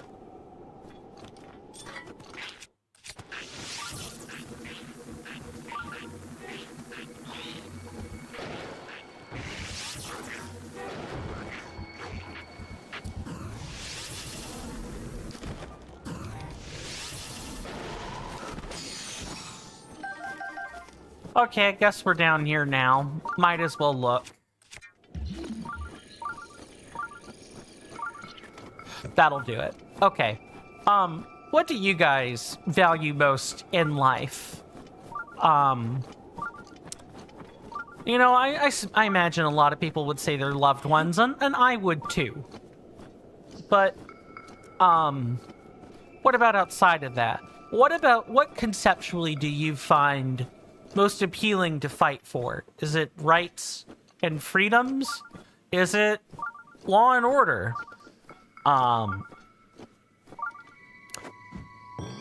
Is it social mobility or economic mobility? Is it technological progress or you know, societal primalism, where it's like you're very conservative when it comes to technology, i.e. you don't want technology in places at the expense of people, and you will actually regress technology, any technological gains that society has made in order to make it a more in order to make society a more people-centric place, to make it more valuable for people, just as a whole. We might as well do this. Let's head over that way.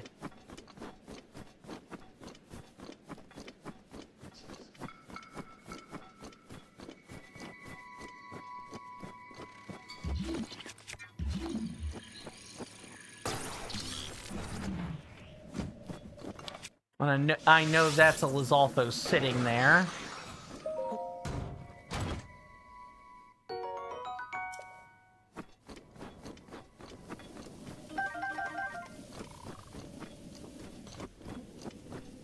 Of course, nobody has to answer that particular question, because I know I'm asking people to bare their souls, and I don't think people should have to do that, you know, to a internet stranger like myself. I don't think that's strictly necessary, but I do think there are interesting conversations that can be had if people are willing to bare their souls a bit.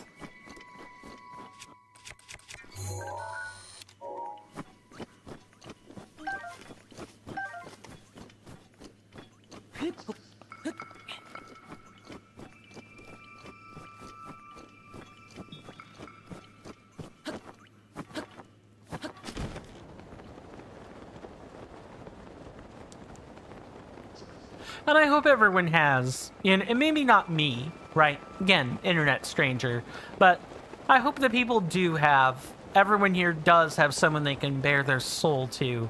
A significant other, a loved one, even a sibling. Hey, Coin, just saying hi and you're here for a few minutes. Hey, welcome back, Bear Type. Good to see you again. Hopefully you're doing well. No, you are fairly busy, so feel free to, you know, drop a hi and leave if that's what you need to do. Just checking in with you. What was I talking about? Oh, it was a deep conversation about what we value as individuals. I was asking people what they valued as an individual. Liberty, freedom, social mobility, so on. The deeper philosophical stuff. What Lionel gives a 5x bow? I'm pretty sure that's random. I know that your best bet is to probably fight. Which Lionels would it be? I know the ones in Hebra have a decent chance of dropping it, but let me actually, I'm pretty sure that's like a modifier table. You're asking me which creatures have a 5x modifier table for their weapon. Where is... Oh, I know what happened. I have to go get my phone. I'll be right back.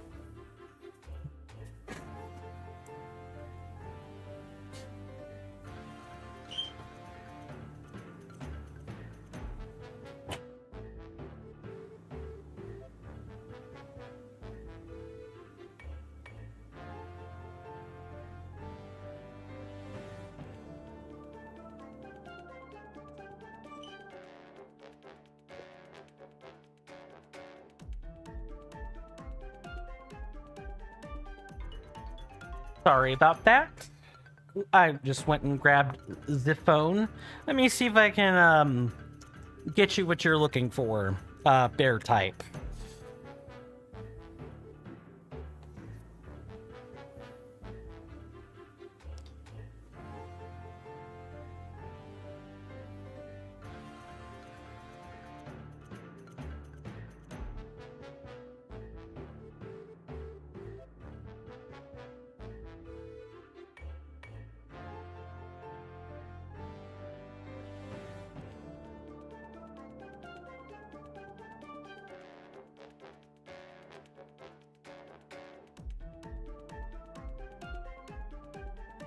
Oh, that's random? Hold on. sure I haven't missed chat.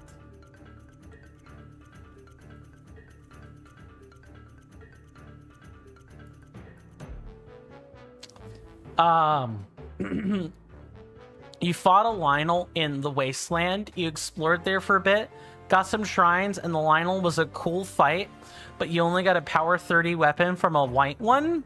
That's interesting. Yeah, white ones are supposed to have, like, the higher tier weapons, right?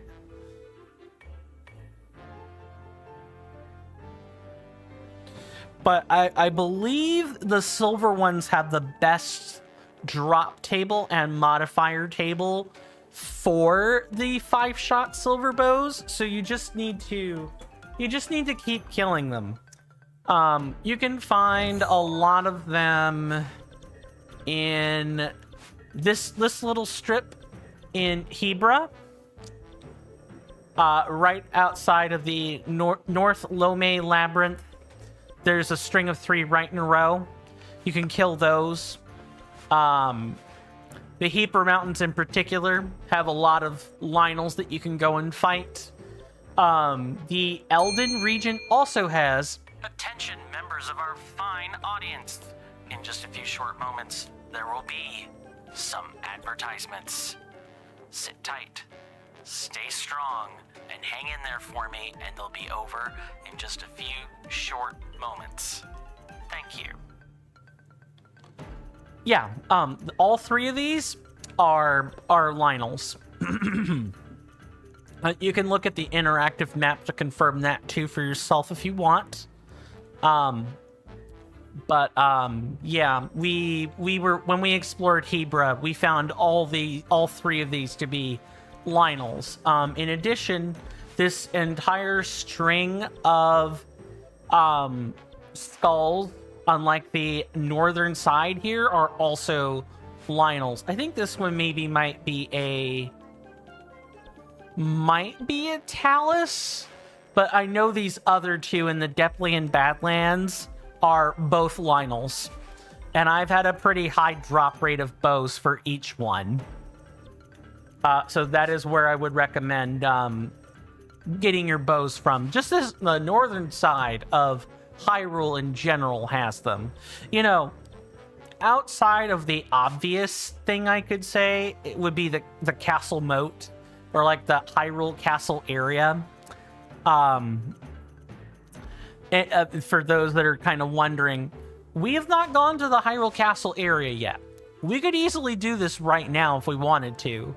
Do I think it's worth our time? No, I don't.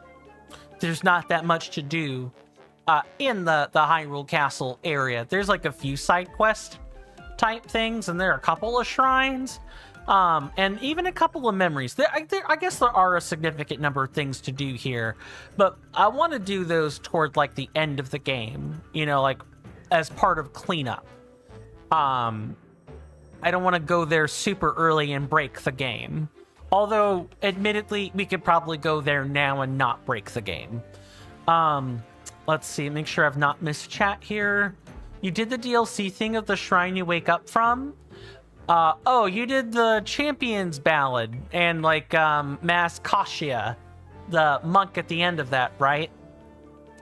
Congratulations if you completed it.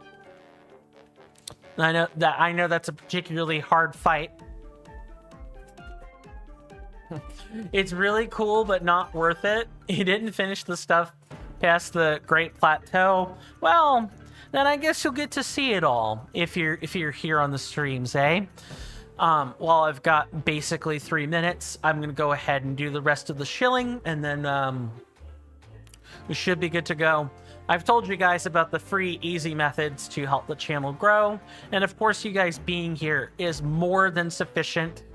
You know, I'll do this until I can't. I've always said that. I'll continue to say it. But if you guys want to help me out financially, there are avenues to do this. Here on Twitch, a tier 1 subscription is the best bang for your buck.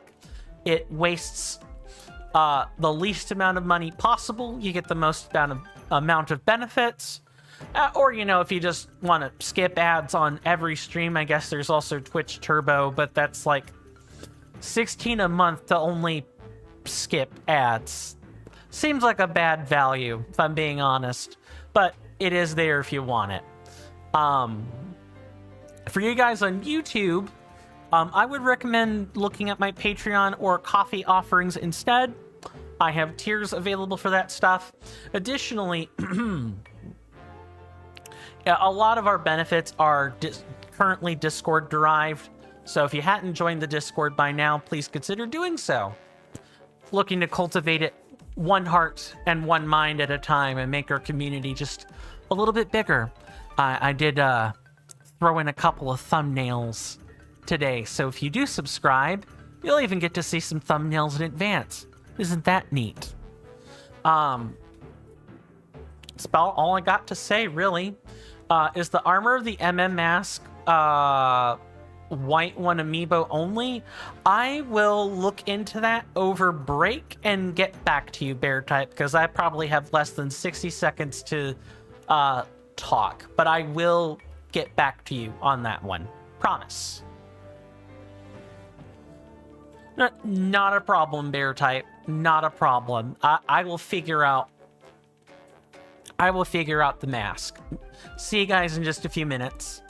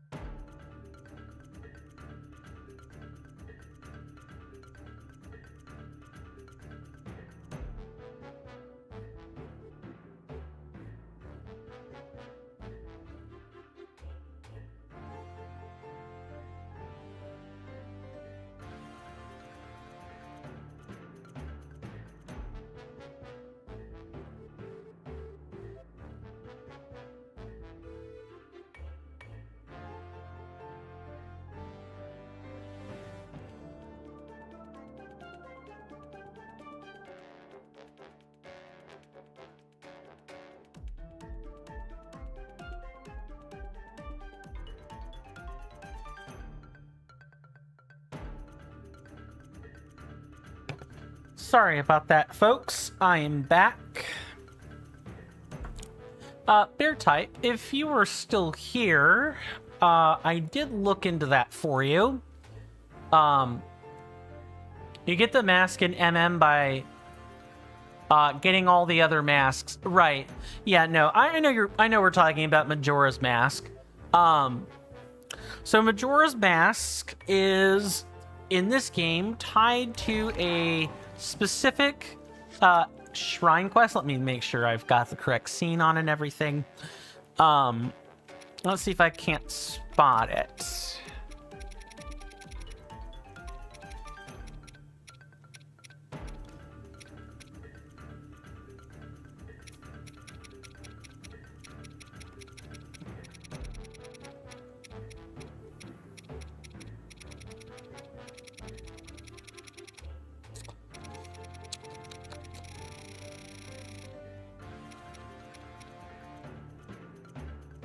Dark armor. It's Trials of the Sword. It might be the ancient mask, now that I think about it.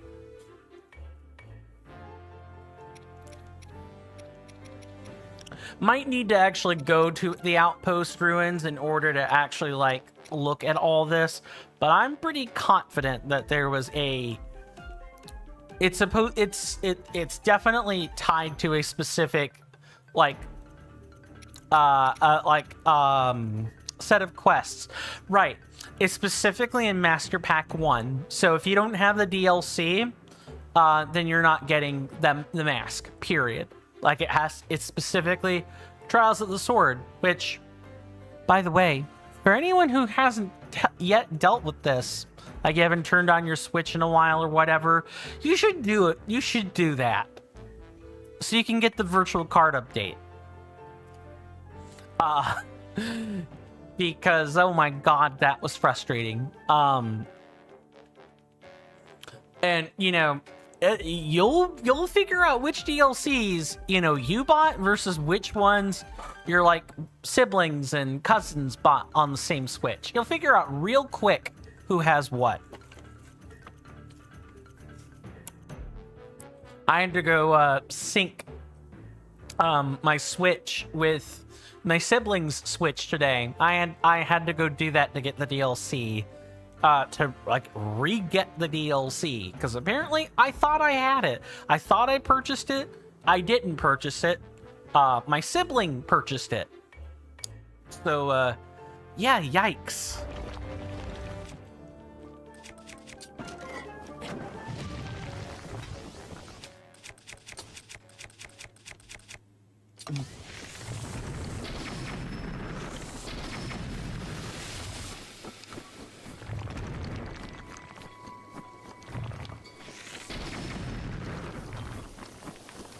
It would be nice if they didn't constantly move back in that general direction. Nice.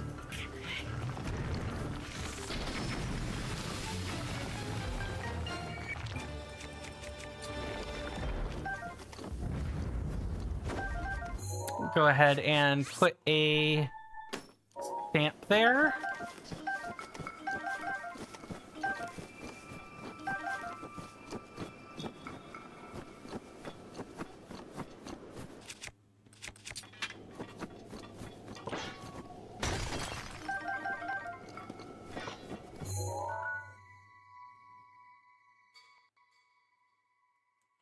Okay, where else? I think we are... Yeah, we are in fact hitting the limit on Korok seeds in this general area, and then we can actually go get the other tower. That'll be nice. And then we can continue getting Korok seeds for pretty much the rest of time today. I mean, that's it. That's all there is to do with the shilling. I try to get the shilling done during the first half of the stream so that we're not... You guys don't want to have to sit there and listen to that. I wouldn't want to sit there and listen to that.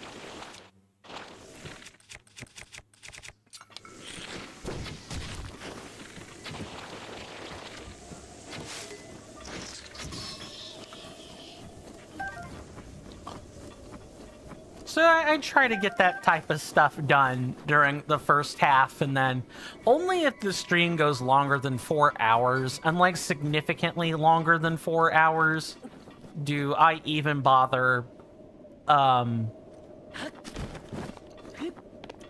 do I even bother, you know, re-shilling again?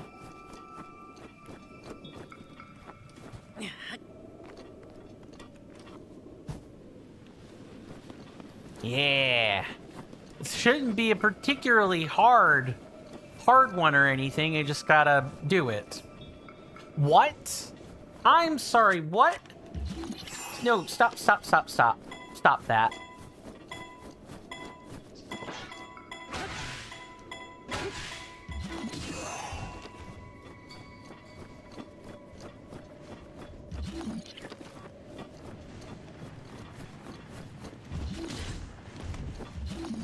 No, it's gone. It's gone. Yep.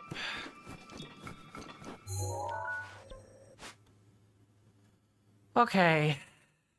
See, is there anywhere nearby I can kind of go to, like, quickly reset this? Not really. I'm gonna have to put a note by this.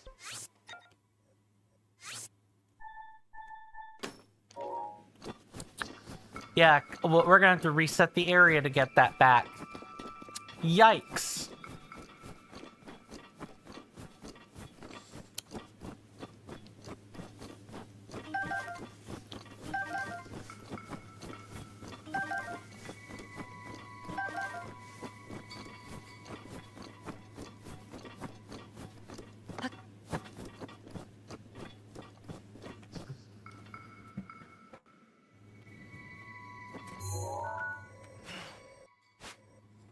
Oh, I should probably be putting pins where I'm actually wanting to go, huh? So we had that one. Looks like maybe over here, probably. Probably at the top, and it's probably some rock, if I had to guess. What game is everyone's favorite in the Legend of Zelda franchise? For me, that's gonna be Skyward Sword. I love Skyward Sword. I know that it's kind of a dark horse candidate. A lot of people like Twilight Princess more, or Wind Waker more, or Ocarina of Time more. There are lots of perhaps maybe better candidates, but I don't know.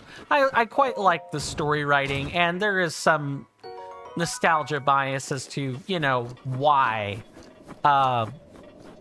It's my favorite. I grew up playing a lot of it. I had many enjoyable hours of just, you know, swinging my Wiimote every which way. I quite enjoyed it. Even if it was just a gnarly way to press A and move the control stick. I'll never forget it. Like that sort of thing sticks with you. It really does.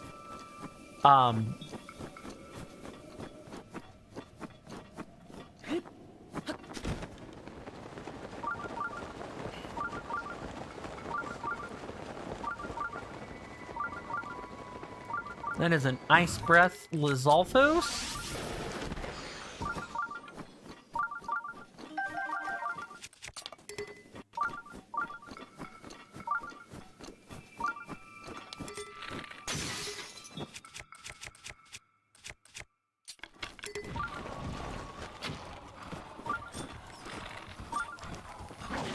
Nice.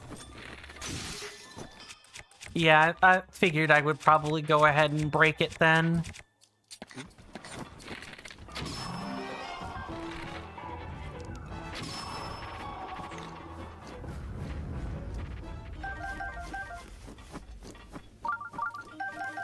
But I do enjoy a lot of the games in the franchise. It's not a case of, I'm a purist, I only like one of them.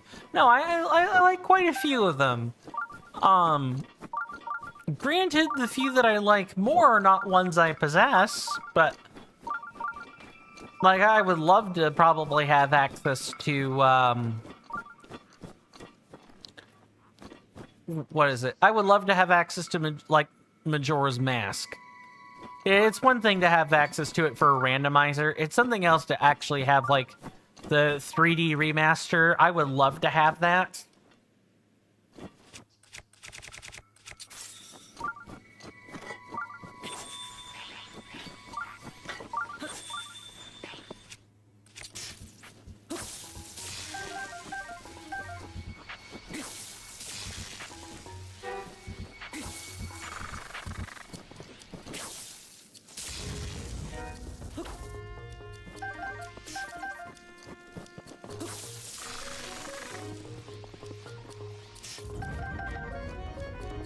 Man, you guys just don't stand much of a chance.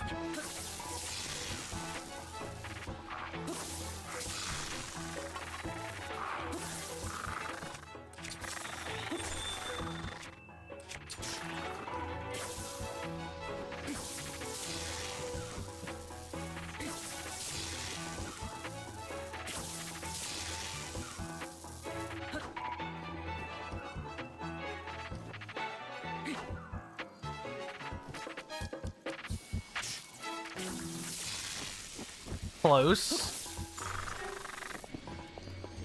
And this one should cover it. All right.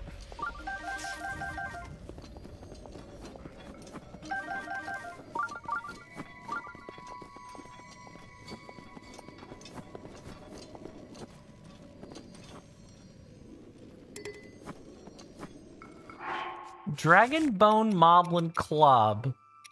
Ooh, we could probably swap out the Claymore for that.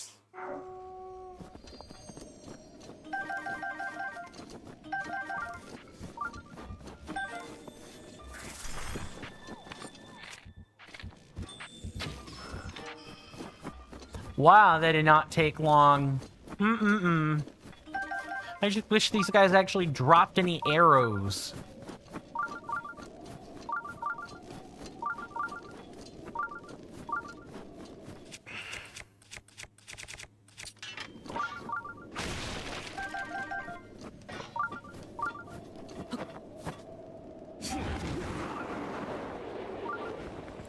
Aha!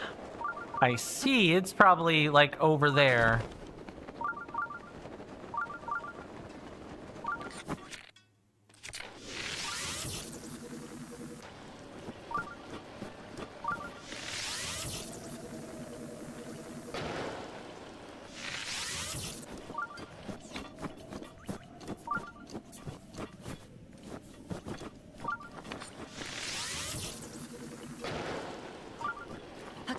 Nah, we just gotta do this.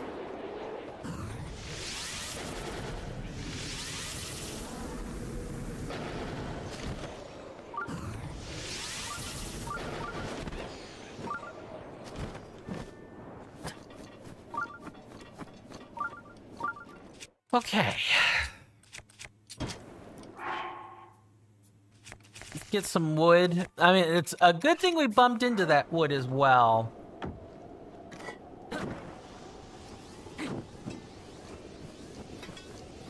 Then we could just put down a couple of these.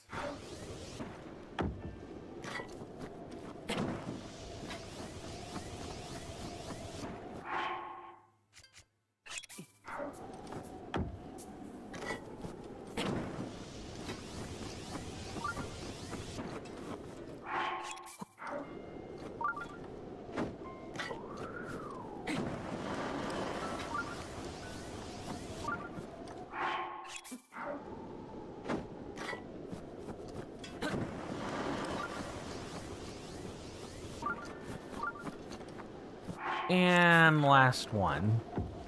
At least for now.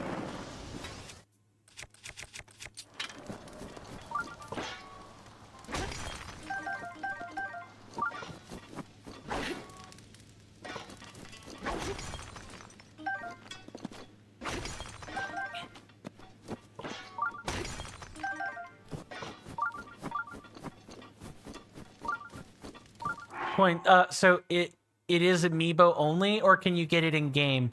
So as far as I know, the Majora's Mask is DLC 1 exclusive.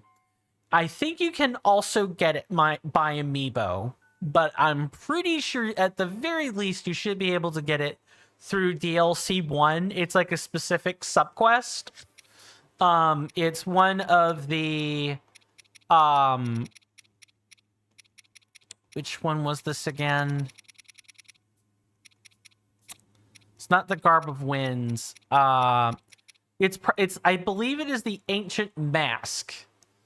And Misko's journal in the Outpost Ruins will tell you where to get the Ancient Mask at. I want to say it's some ruins in Akala. I'd have to go back and reread what I looked up. But no, you can get it natively without an amiibo. You just need the first DLC to access it.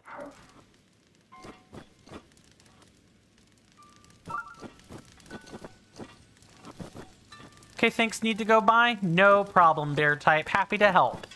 Hope you enjoy and have a good rest of your day if I don't see you any further. Etc. etc.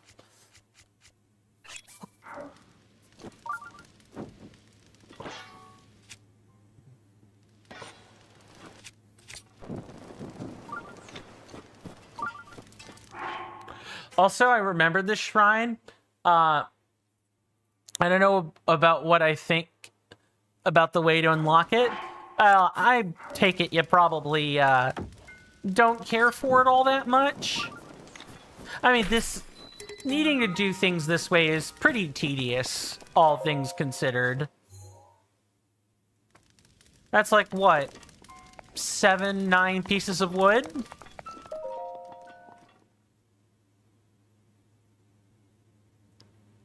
$780. Okay, time to update the counter.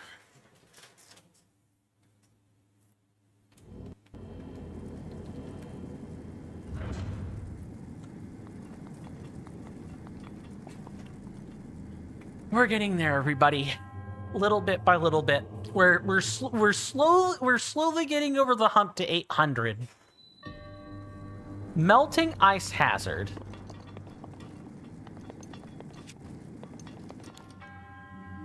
Offer before me a block of ice. Only then will the path forward open.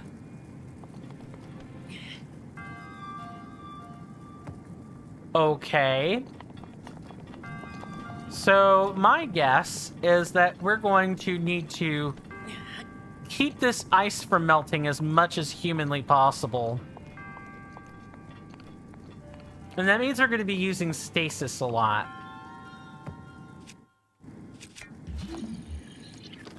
Never mind. Oh, I see what this is spaced in such a way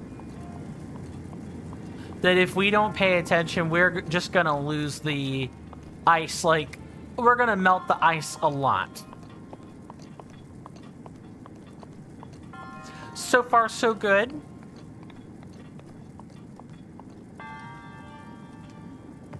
Oh, how do we want to do this?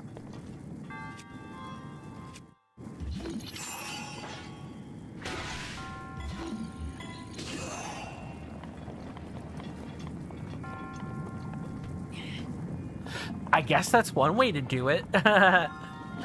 Okay, and we can jump and carry this.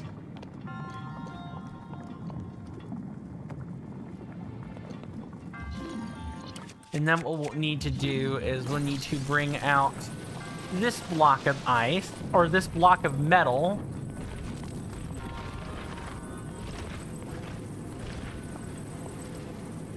We'll need to do just like that.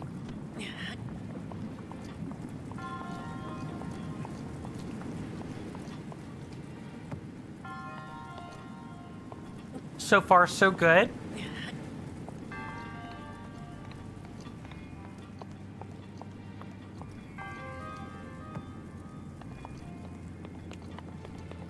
Now we'll need to it's weird.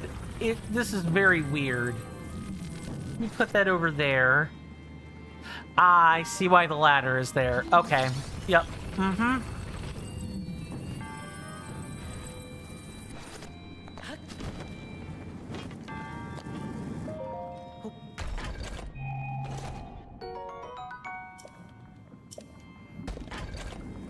Ooh, Frostblade is nice. Like, now I just need an electric blade. Get rid of that one, and what is that weapon doing? Why is it sticking out? Okay. You know what? I should just not ask questions.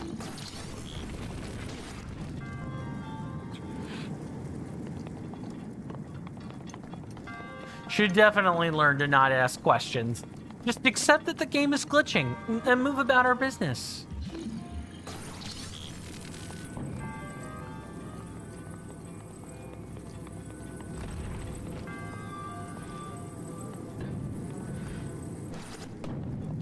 Okay, so I have to think about how I want to do this.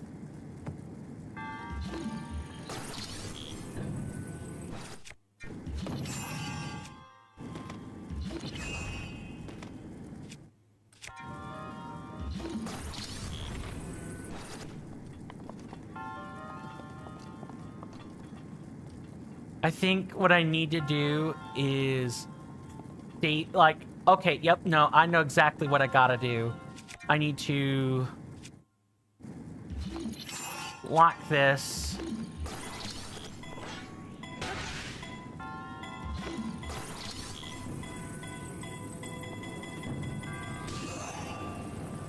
Yep, got it.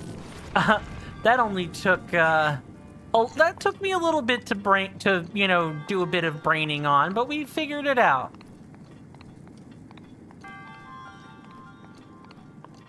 Here you go, your Sir Monk.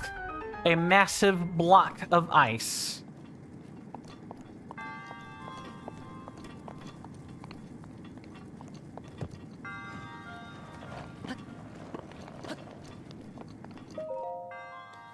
Now, what I need to know is if there's like a... I think that only has one chest in it. Yeah, I'll say there's some praying hands.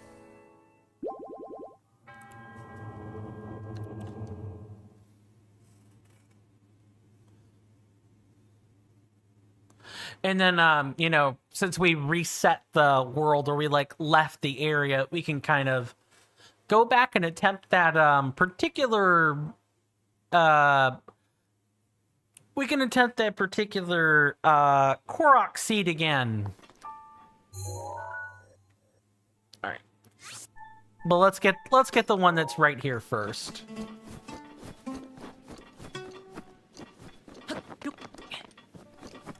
I promise I'll be hitting the sands of Gerudo soon enough, or the Gerudo Wasteland soon enough, but...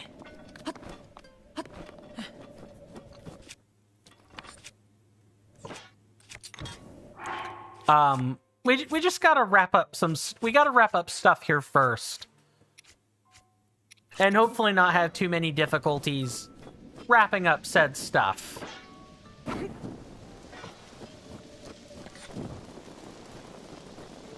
Okay, and now we just kind of melt the ice super quick, and there should be a fairy light underneath this.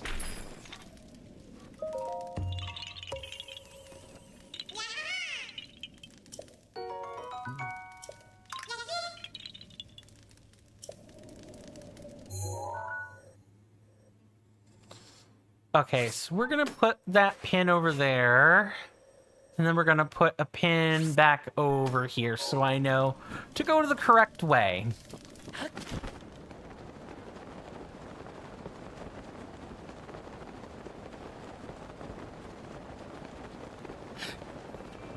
I mean, I knew that deserts could be cold, right? But it's just such a magical thing to be able to see a desert coexist beside a snowy mountain. Like, it really is. Only in Hyrule will you see something like this.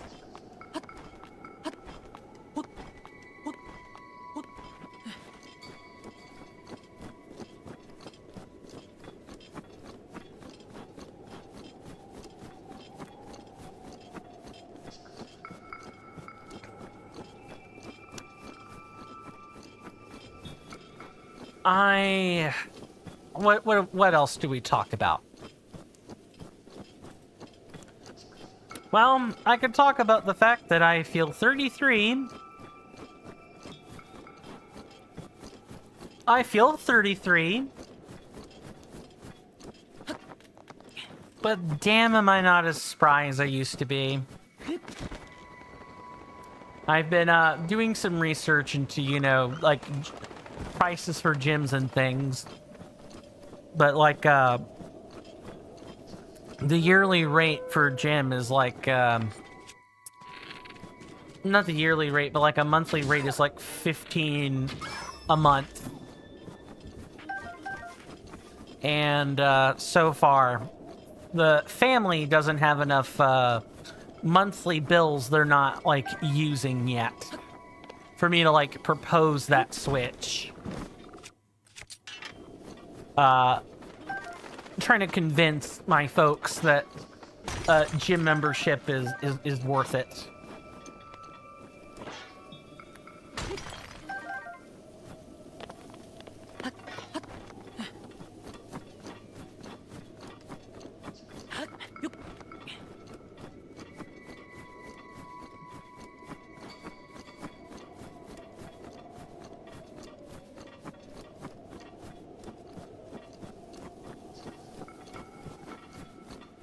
Okay, let's try this again.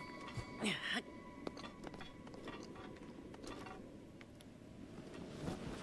gonna have the stasis ready, because I need to bop it over the edge a bit. Like right there.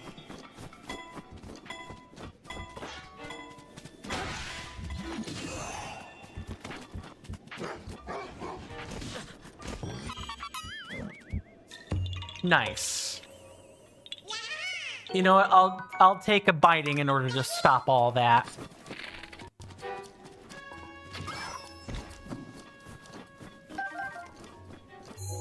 Okay, you can remove that pin now. Neat.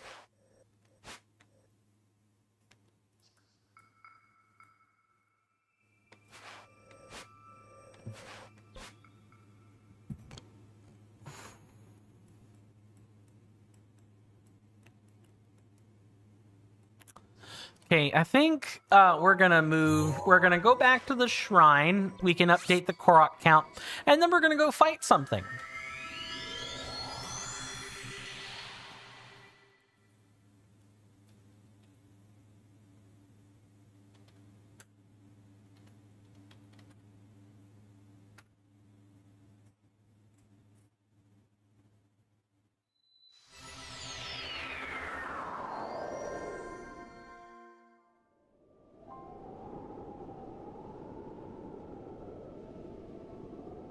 This is usually why I use seed, so I could just modulate the number correctly the first time without triggering global cooldown, because that is, you really don't want to take people's like fidget toys away from them when it comes to commands. A lot of commands are, you know, fidget toys for people. They have a nice little boost of dopamine associated with them. Speaking of, if you guys wanted to like fiddle around with some other commands, feel free. For you guys on Twitch, the commands I'm referring to are things like...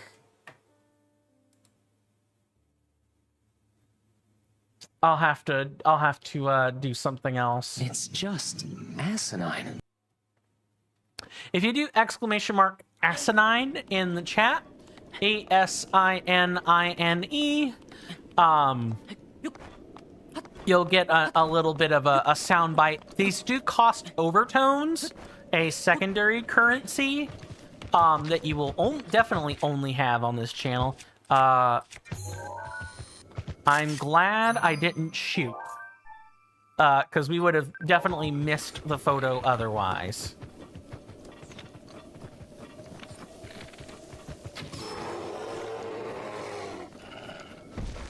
Nice.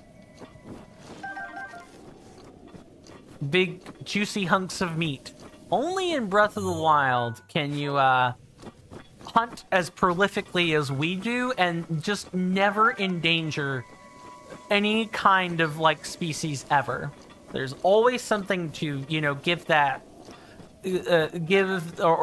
replenish and regenerate the species. You never have to worry about that. Wouldn't it be nice if we didn't have to wait on birth rates and a whole bunch of other stuff? That would be real nice.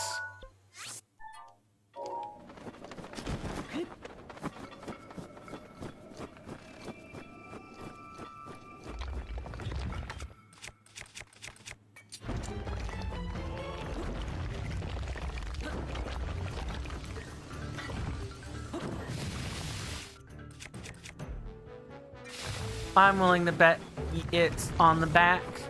Yeah, it sure is.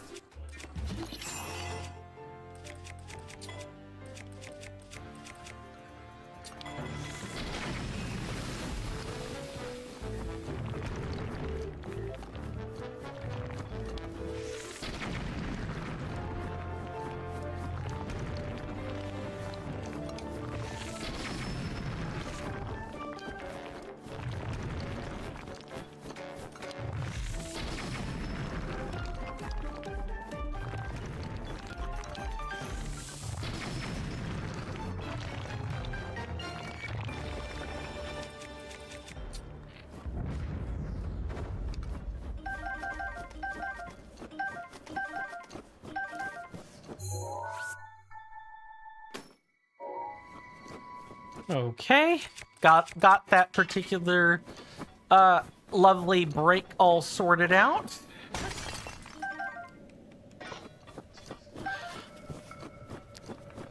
If only the Garuda were more used to the cold, then I could imagine some mining operations up here. But I don't foresee the desert-dwelling people as being very used to the cold. I really don't. Okay, so we have...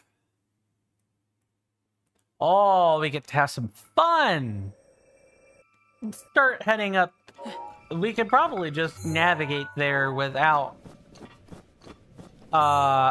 needing to do that, but you guys wanted some fighting? Oh, we're gonna have some fighting. We're gonna have some fun.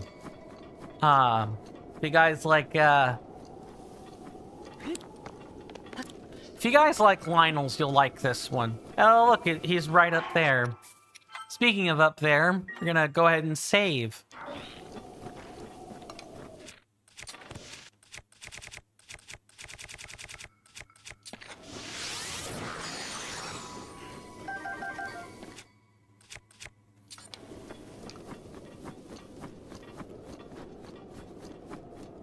And then, what do we want to do?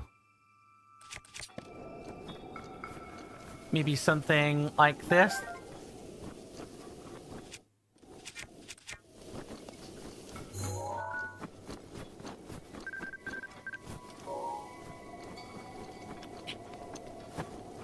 I should probably take the time to roll out the boss command here.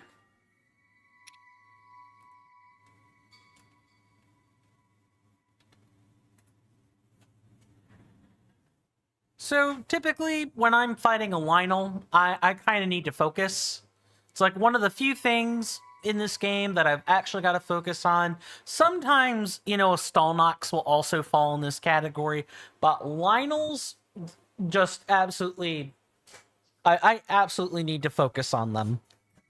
Because you could sit there and say, oh, well, you've fought how many Lionels by now? Surely you should be good enough to do them and talk, you know, fight them and talk. And I can, but then there will always be that one moment where it's just not the case. I flub it up.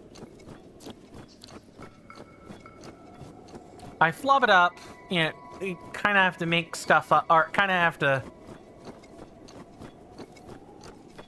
Yes, I'm showing you...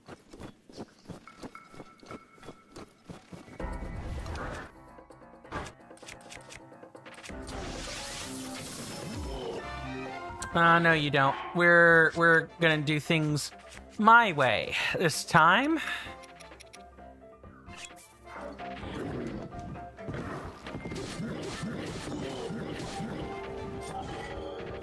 Okay, come round, come round.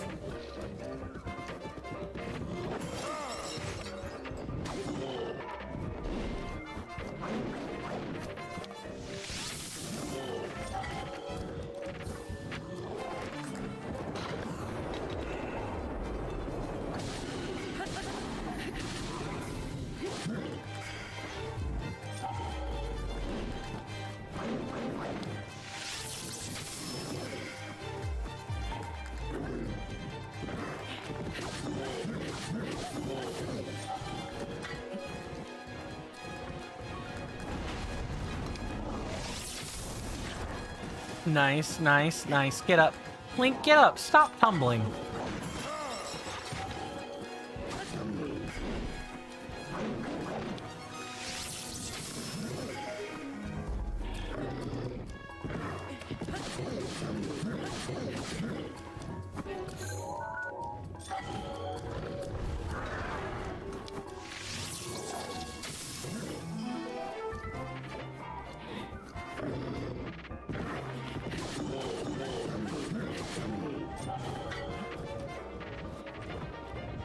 Come on, come this way. You gonna charge?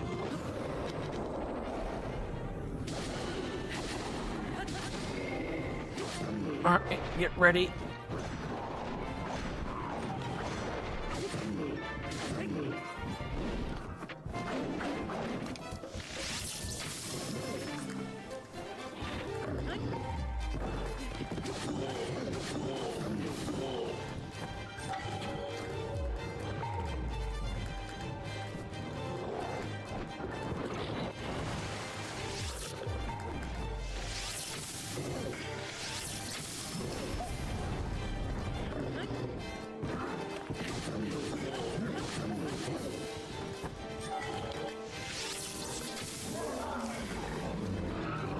I will definitely take one of those crushers that you're offering.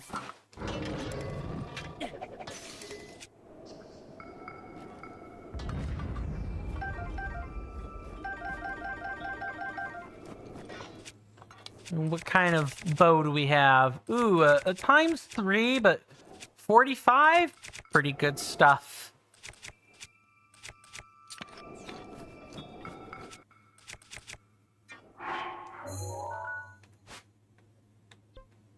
Let's go ahead and put that stamp right over there.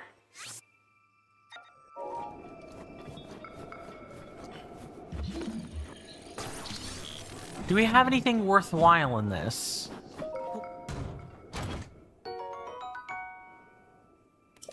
Okay, that's not a bad reward to find out in the Wasteland. I'm gonna replace a Knight's Shield with a Royal Shield.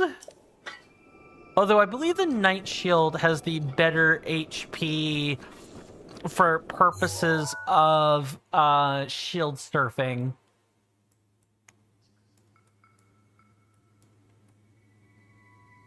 Okay. What else do we have?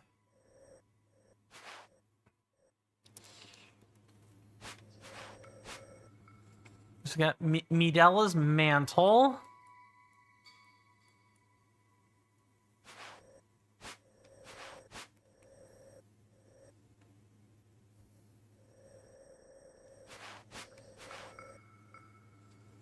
I have to remember that that is the tiny little islet.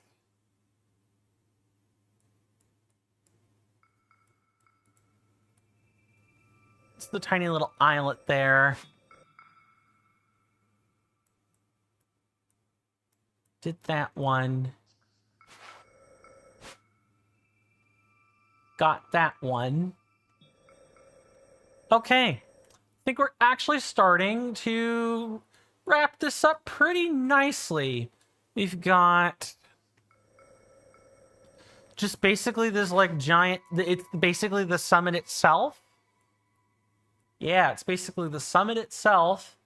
And the only thing that's on that summit is a Lionel. Nice. I feel pretty good about that.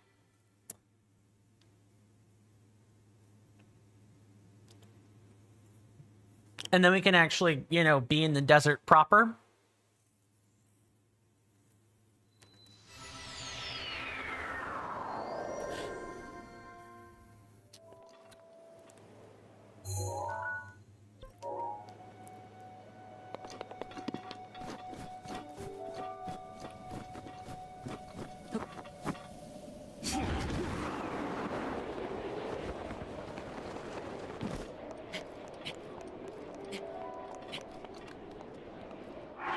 Okay, and do we have any stamina food? We do.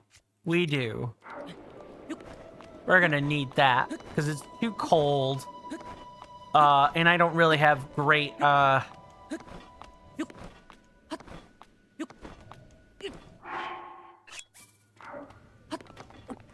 There we go. We really don't have, like, great cold resist outside of, like, our suit. Like, we have elixirs that could cover it, but then we're giving up, like, a valuable attack boost stats, to say the least. Alright, so I'm pretty sure it's gonna be, like, over the mountain, or... Yeah, right over the mountain here. We should... Hello. There are also lots of treasure chests here.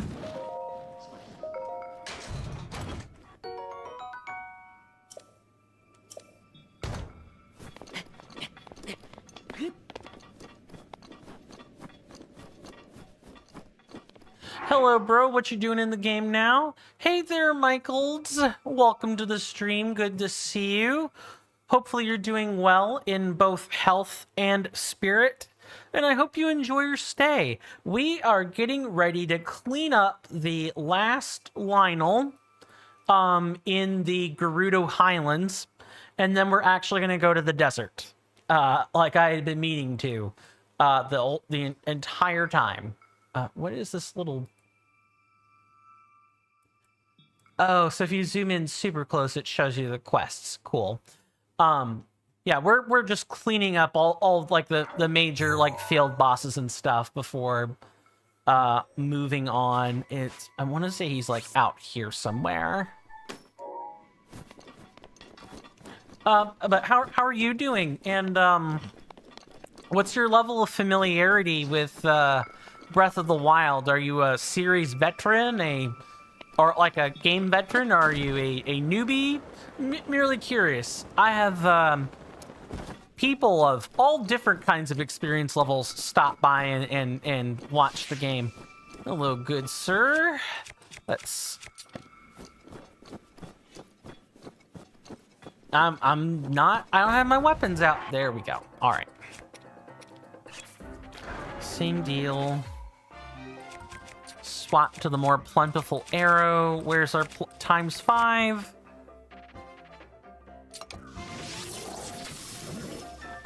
Right over there. All right, let's go.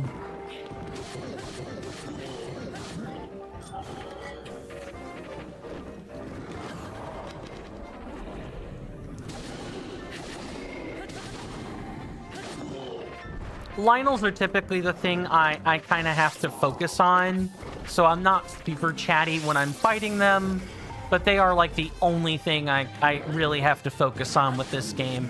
Even Hinoxes, for the most part, are... I can usually chat during these. That was slightly too slow. Or slightly too fast, actually. Better. The key to defeating Lionels is flurry rushes, ladies and gentlemen, and non-binary people. It's definitely the flurry rushes. You want as many of these as you can stand in.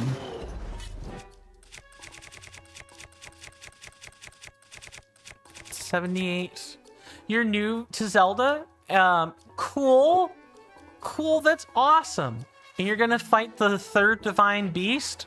You can basically do them in any order.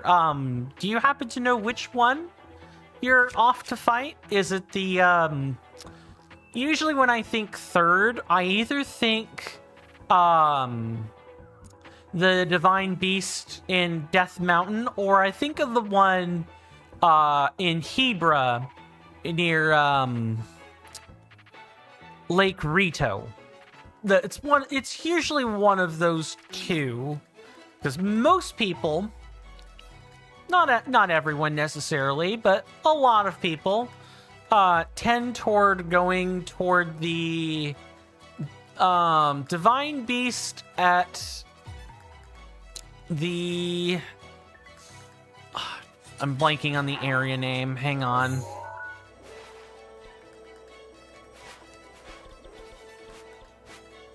East Reservoir Lake. The one that flies? Ah, then that would be the one in Hebra then. That makes sense.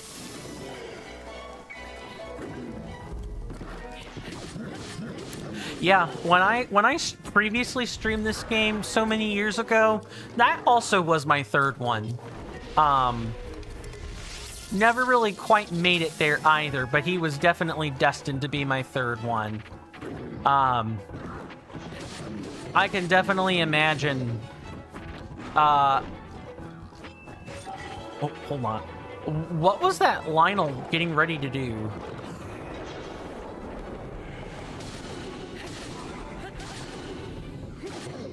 Ooh, you defeated the elephant and the desert one? The desert one is the one we have left. The names are difficult to remember. That's totally fair. That's certainly not something I expect people to do. I mean, heck, even I have difficulty with it. And I've played the game for multiple years. Not exclusively in one sitting, but I have played the game over a number of years. No. Okay. Ooh, that was a really dumb error.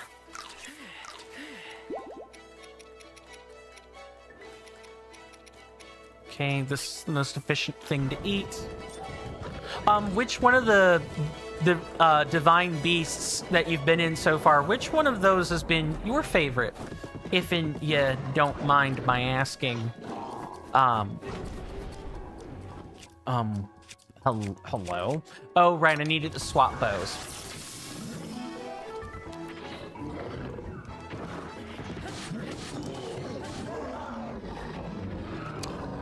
I happen to like the, Varuda. That would be the elephant for people that maybe don't remember the name or don't know. Varuda was my personal favorite, but that's just me. Oh, we have room for a spear? Awesome. The elephant probably? Well, I guess we're in the same boat then. That's completely fair. It's not exactly a hard divine beast. The puzzles were generally on theme. You weren't asked to do a whole lot of extra extrapolation. And of course, the most compelling feature of the Divine Beasts is since you can do them in any order at any time, if you're aware that you want to go defeat a particular blight, you can go to, like, say, Hyrule Castle, or some area with a ton of high-level weapons. You can pick one at random with a high attack value, such as a Crusher.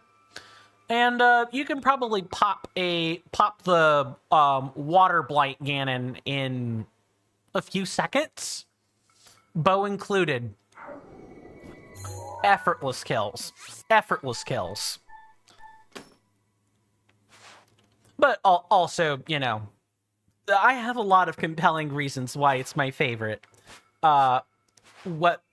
It's kind of, a lot of them are gameplay oriented. Some of them are aesthetic oriented, but most of them are gameplay oriented. It's a combination of those things. Okay, I believe we have that all sorted. I'm just going to do a quick map scan to make sure that, you know, I haven't missed a Korok seed. Where am I from? I am in the southeastern corner of the U.S. I'm specifically in the Georgia, South Carolina two-state area.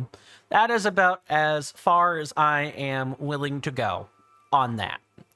So I'm very much on the East Coast. It's hot. It's humid. It's like super hard to sweat when it gets super hot and super wet, super humid all at the same time. If people have not been in that two-state area before, in the US, don't go during summertime, or you're gonna be in for a rough ride. But it isn't the only place I've been. I have been about as far west as, say, Texas, and about as far north as Virginia or Maryland. So I've kind of toured a sort of L shape in the outside edges of the United States. I typically don't go around asking people where they're from myself. It's not that I don't want to reciprocate the question. It's just, this is the internet. People can, you'd be surprised what people can, like, dox or, like, otherwise extrapolate from just that sentence I gave you. What am I looking for? I was looking for something. I totally blanked. You're from Brazil? No. It's fine. It's always a dicey question. It's not that I don't like the question. It's that it's dicey. I have to try to remember there's like a certain limit to how I should answer that question for personal safety. Attention, members of our fine audience. In just a few short moments, there will be some advertisements. Sit tight, stay strong, and hang in there for me, and they'll be over in just a few short moments. Thank you. You're from Brazil. That is awesome. Well, I'm glad that you're here, for the record. I mean that sincerely. I hope that I hope that you're enjoying Brazil to its fullest. I sincerely mean that. If I weren't such a broke boy, I might consider and the U.S. wasn't currently quite so hostile toward movement in and out of the border, I would consider Brazil is one of the places I've that I've always wanted to go. It's very touristy, from what I've read anyway, and the people there that I've seen on the internet with the pictures and such are generally a very fun-loving people.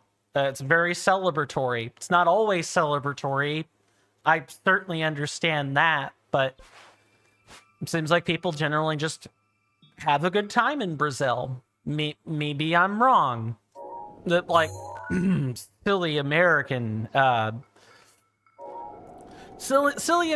perception on things, but I'm not an especially well-traveled person, I'm afraid. But I thank you for choosing my stream today. I really appreciate it. As a reminder, just because it's been a bit, we do take breaks here on the channel. My commercial breaks are automated. They're 3 minutes long, and there are 3 minutes of ads. This is both for myself, so that I can get up and stretch and stuff. Gotta swat away the deep vein thrombosis, Gotta minimize that risk where I can. Because I otherwise do desk work for the most part. And it's also to mitigate pre-roll and stuff. So I definitely also encourage people to get up, stretch, take a break, and so on. That ad break will be occurring at 4 p.m. Eastern Standard Time on the dot. I have it set up to be on the hour every hour until the last hour of stream. So just putting that out there. Excuse me. You're starting to watch English live streams to improve your English? That is awesome. I should consider doing that for Italian myself. Because Coin do be looking at places to flee. Not gonna lie. He do be looking at places to flee, and Italian is the one language I kind of halfway know. But that's awesome. Are you enjoying the English language? Do you enjoy learning it, or is it more like, it's a means to an end? Like, it's useful to know, and that's about the extent to which you get involved with it. Let's see. I'm pretty sure we've gotten all the Korok seeds. I'm just kind of doing a quick comparison on like the map and such. I think that's everything. You enjoy the language? That's awesome. And I mean, there are multiple different flavors of English as well. I mean, you've got United States English or US English, you've got UK English, you've got Australian English, and then you've got the international English as well. I think there are like 2 other types that I'm not super familiar with, but it's interesting that there are 6 versions of the language that more or less operate the same way, but there are spelling conventions or like syntax conventions that are different between each one. You enjoy the language? Good. You can't learn languages that you don't minimally enjoy. That's fair. Speaking of fair, here comes that commercial break. Be right back.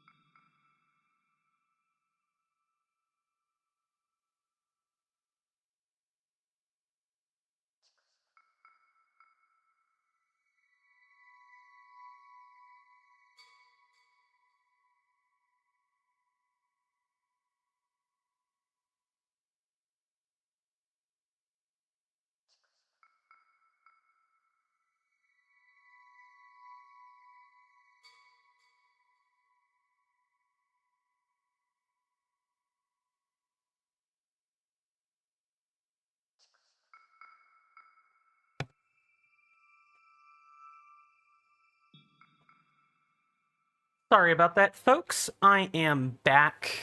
Hopefully everybody got something they wanted out of the commercial break, whether it was getting up and getting yourselves a snack or getting yourself a drink or playing a bit of your favorite game or whatever else you feel is productive or fun, really.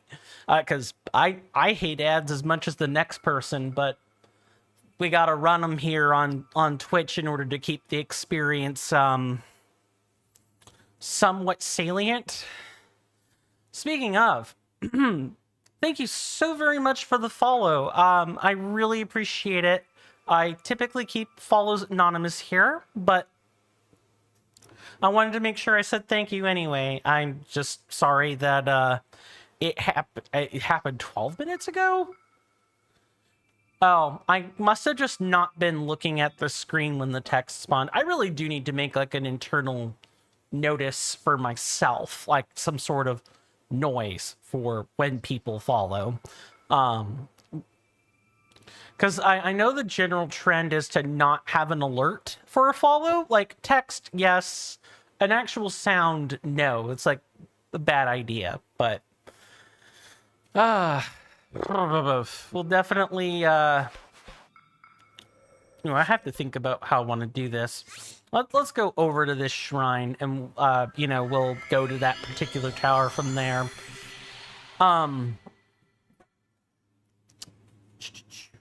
Your focus is US English? That's awesome. I like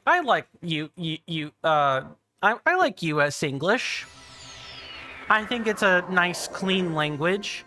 The only thing, I suppose, that makes US English more difficult is that, there's such a difference in how we spell things as opposed to our British/English and Australian peers that it's not funny.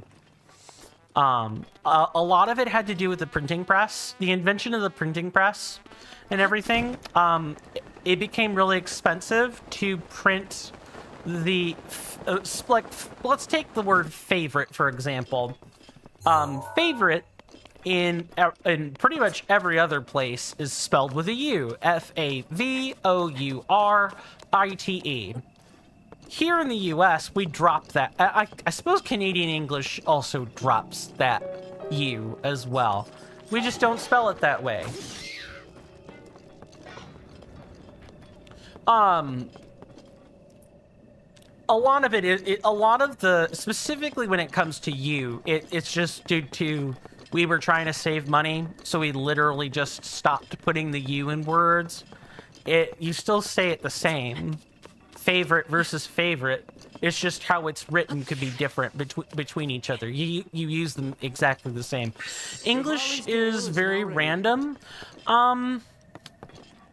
Yeah, I suppose it very much would seem that way, and I suppose on some level it is, right? I mean,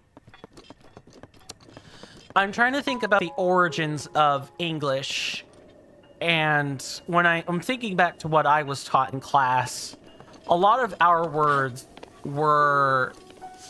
A lot of our particular developments in language are based on... For a while, we weren't... I don't even think the world was sure we were going to have English. Was it the Roman Empire? I think it might have been the Roman Empire. Or as you can see, I'm clearly struggling to remember what I was taught on this, and it was some time ago. I'm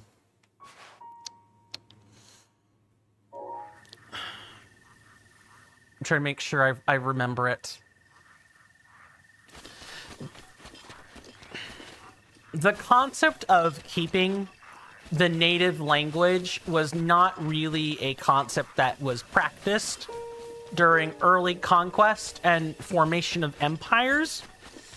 And so when the Roman Empire, came over and conquered, like in Portuguese, I was going to ask about that. We have a lot of rules on how each word sounds.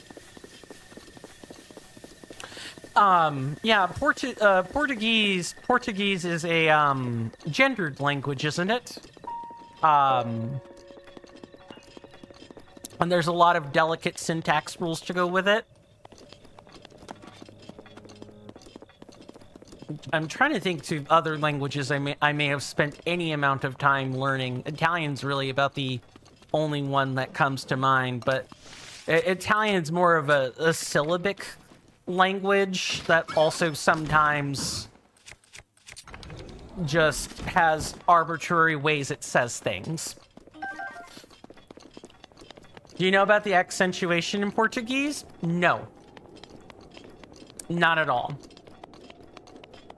I'm more than happy to learn if you're willing to teach, however, or talk about it.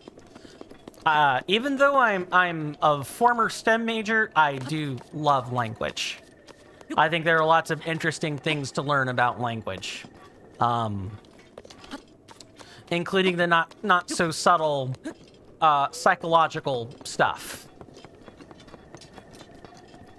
Psychological? That's not the right word. Sociological stuff. How cultures generally tend to develop language over time. I always find that aspect of language very fascinating. You have a lot of accentuation. I know about diacritic marks. So for example, is it umlaut O? I know if we were to try to write other languages into English, that's where a lot of the diacritic marks come from. The accentuation over letters and such. But I don't know if that's what you're referring to. I would need to like type an O. Let me see if I can't do it.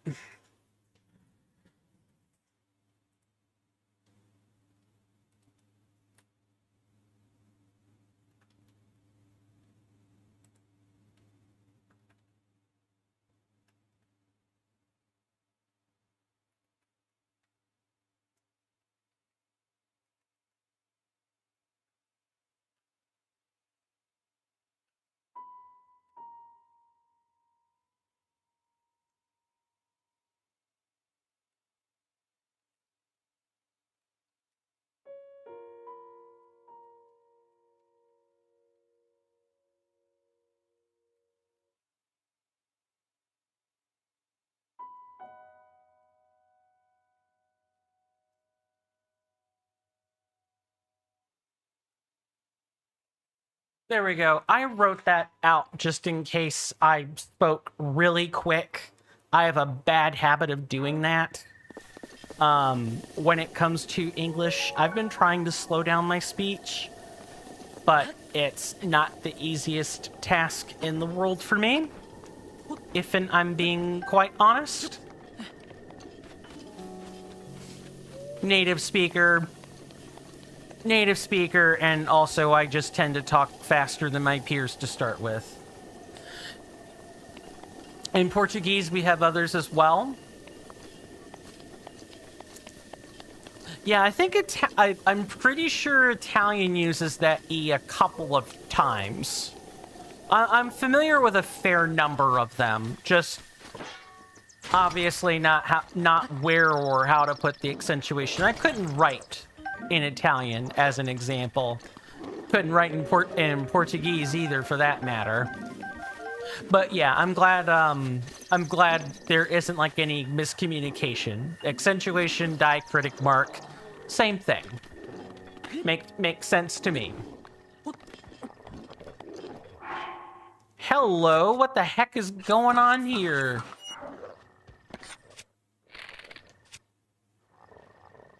I'm sorry, what?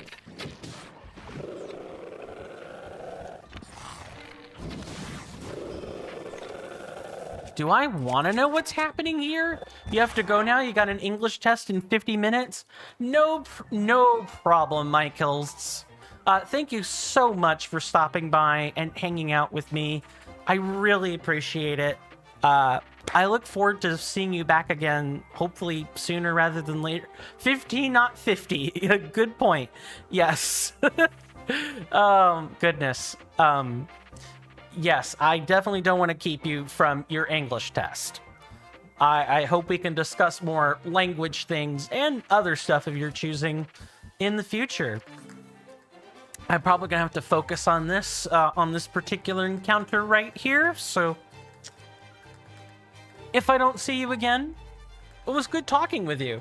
I really mean that, sincerely. All right. Now to get out of this pickle I've gotten myself in.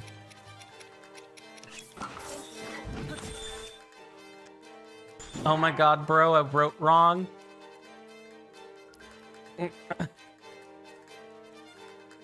Oh, you have to...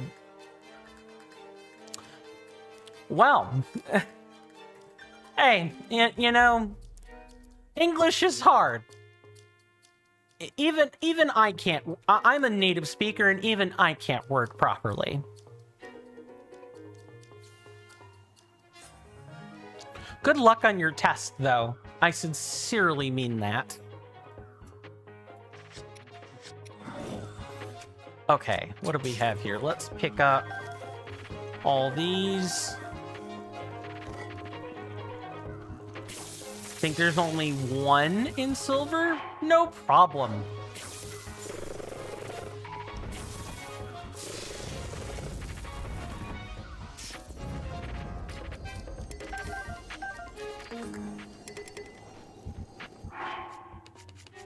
I think I can drop another one of these shields. Sure, and then... Oh, we're definitely gonna have to top off on some, rods.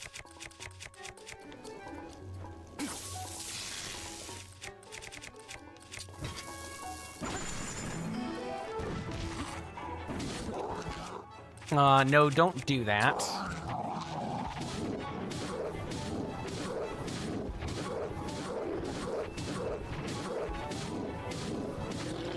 Spin to win, baby. That's one less battleground we'll have to worry about getting stuff from. One less monster chest we'll have to find.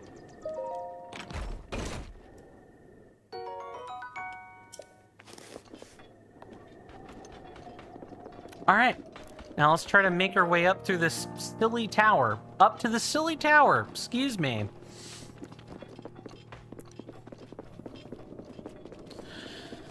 I do still want to go back and, you know, learn language. Maybe pick a different one.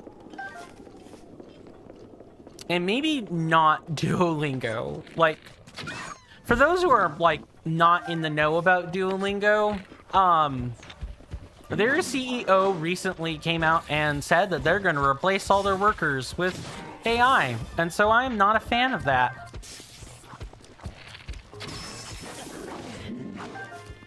Like, I'm extremely not a fan of this. I'm so much not a fan of that. Then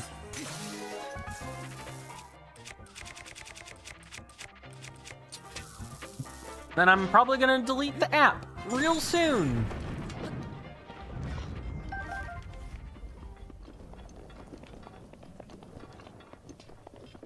Just gross. I'm gonna have to figure out a different language app I can use to, like, help learn a language.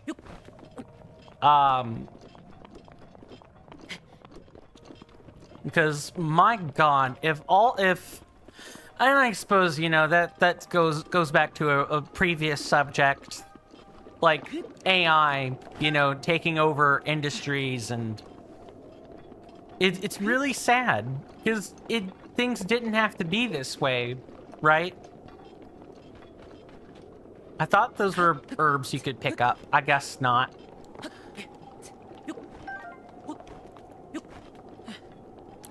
A lot of things are getting what we call in the business enshittification, I think is the word.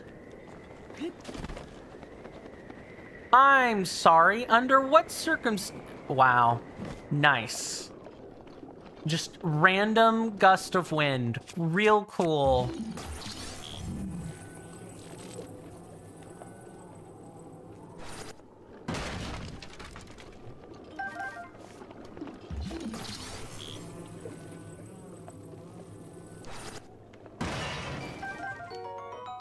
Roasted Volt Fruit. This Volt Fruit from the Gerudo Desert has been charred to really bring out its sweet and sour flavors. A fruit that is sweet and sour? Oh no. I can feel the YouTube poop creeping in the back of my mind. And I really can't let it do that.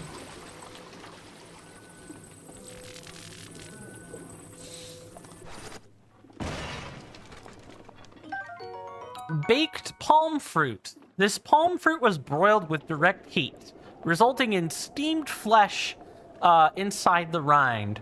Best served at the moment the juices emerge while roasting. I could go for some palm fruit right now. Then again, you know, coin can go for a lot of things right now. We're gonna be ordering some Taco Bell tonight. My gut is gonna hate it, but I mean, I'll be ordering something that doesn't make my gut hate me quite so much. So I'm gonna be smart with Taco Bell and not make too many errors with it. It's the refried beans, man. Refried beans and even tomatoes are doing it to me now. Like, they make my gut rather upset. So I just don't eat them as much. This hydromelon was roasted whole for a very soft and flaky inner flesh with a rather intriguing flavor. Now this is your money melon. What? Okay, so...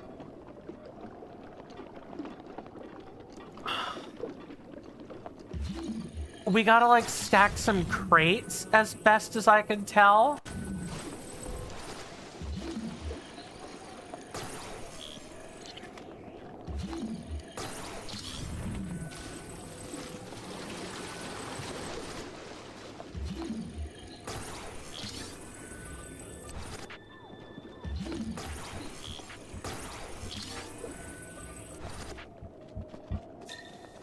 I see you over there.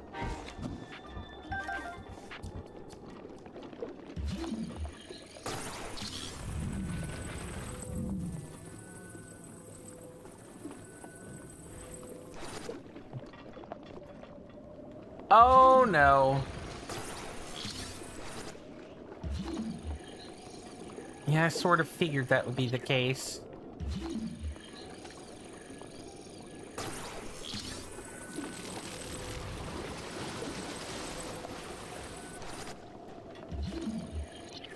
Okay, that might actually be stable now.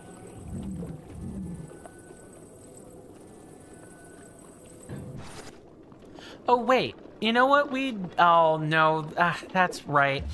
There's gonna be a gust of wind that shows up as soon as I try and do that. I have to do it this way.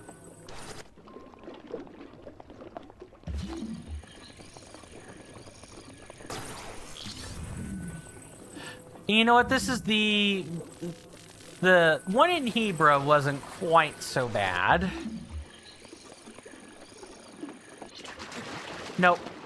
I'm pretty sure all that progress I did stacking crates is gone. No, never mind. All right.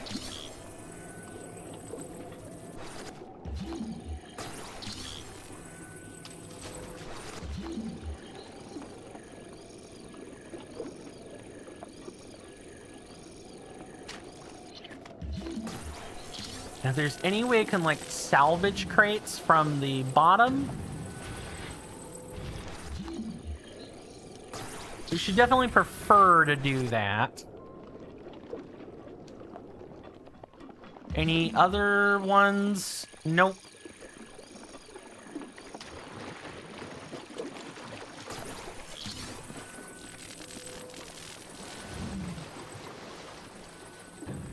Okay, so what we have to do is something like this.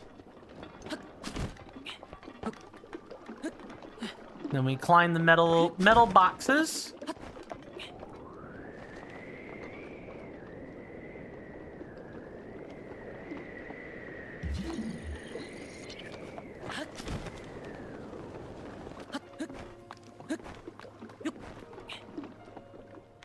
Then I think we should pretty much have it.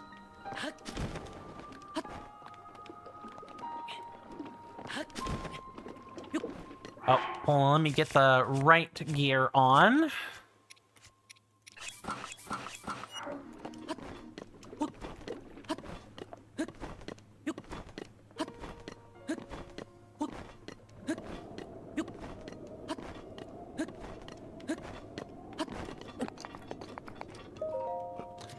We have no more towers. All the towers are done.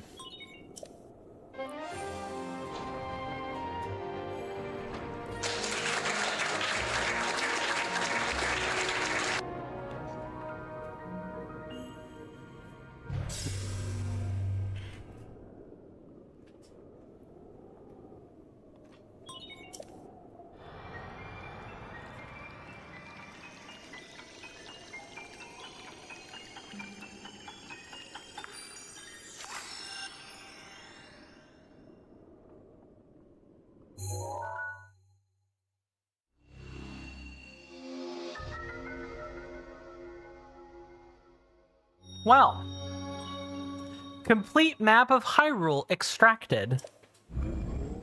It's nice that there's a little, you know, distinct chime and everything.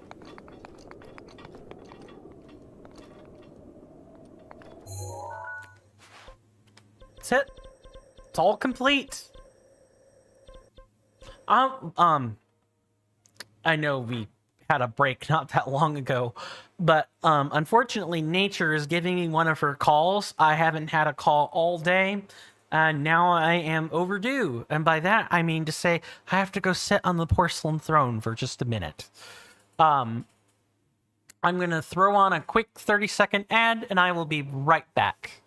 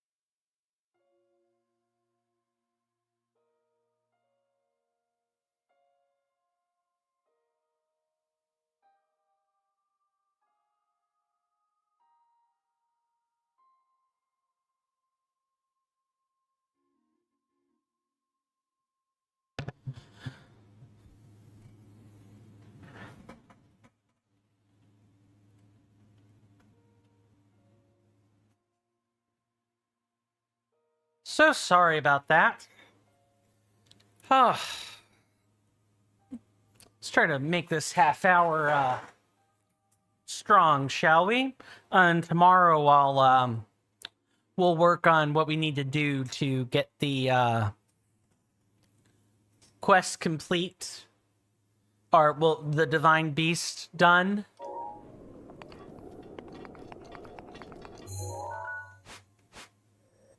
Okay, so where do we even begin?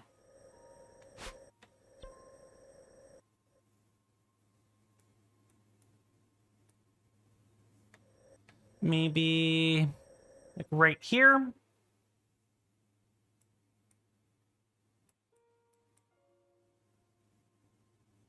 Yeah, right there.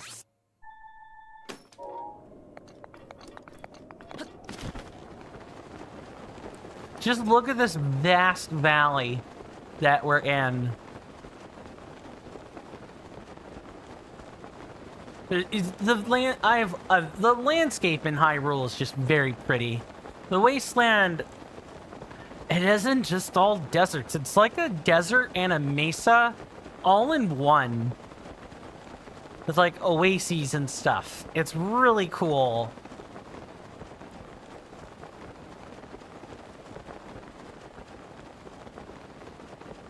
There's the shrine over there.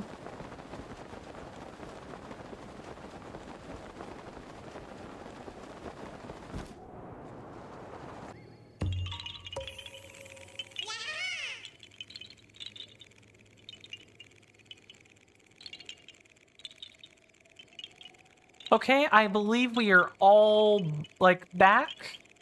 Let me go ahead and write a notice out real quick, and, we'll go from there.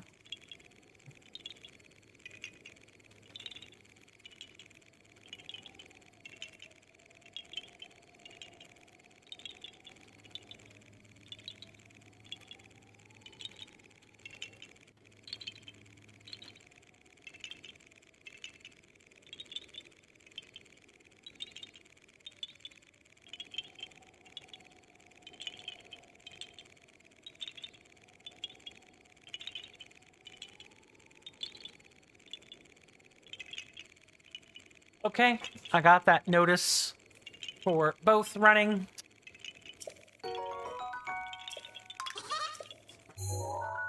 Okay, next one is like over here. If you guys want to follow along, I know it's been a hot minute. We are using some help to get all the Korok seeds in and everything, because there are 900 of these puppies, and I can't be arsed to get them all, you know, by groping every rock in the wasteland. So if you want to use the map alongside us, just type in exclamation mark BOTWMAP or asterisk BOTWMAP. Is that correct? That looks correct.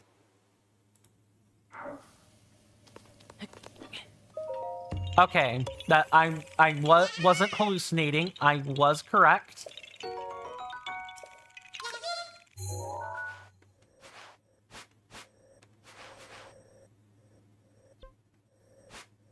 How do we want to do this, though?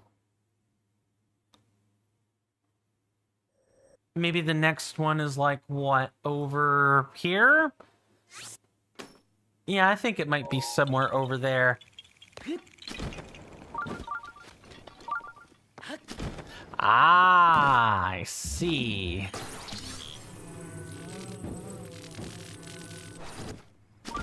No, get back up there, Link.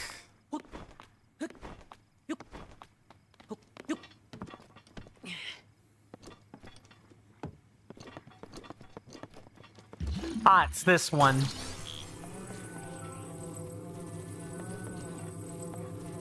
No, it's not. It's clearly the one that's sticking up. What the heck? But that's not...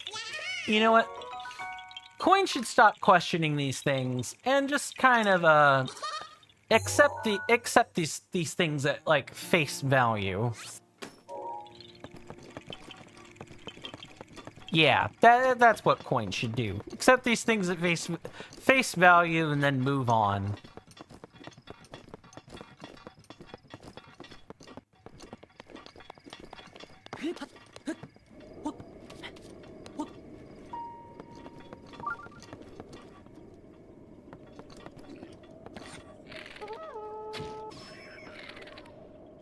Are you gonna come over this way, Sir Bokoblin?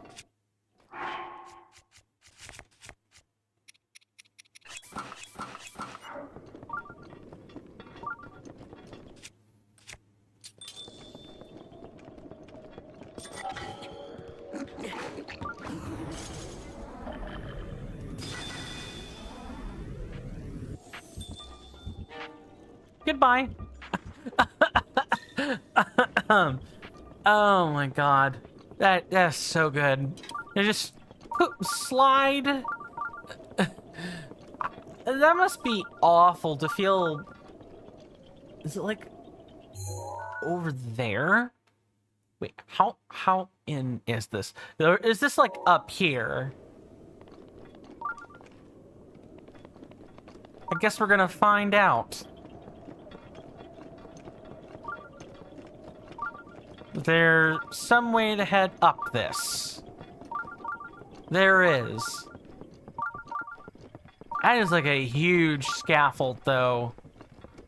You know, I wonder who made these. There's no way but Goblins did, because they make the little ramshackle fort things. Methinks that the Gerudo made these at one point. Or maybe the Sheikah? That might be another possibility, because they did say in the, you know, the original story that, Impa told that, or no, it was Rome. Rome himself said, you know, they excavated, some artifacts, and the artifacts sort of led to the prophecy. Okay, I'm clearly messing stuff up.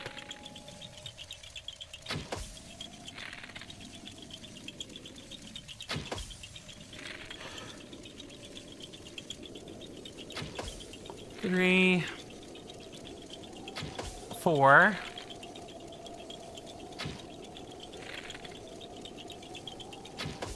Five.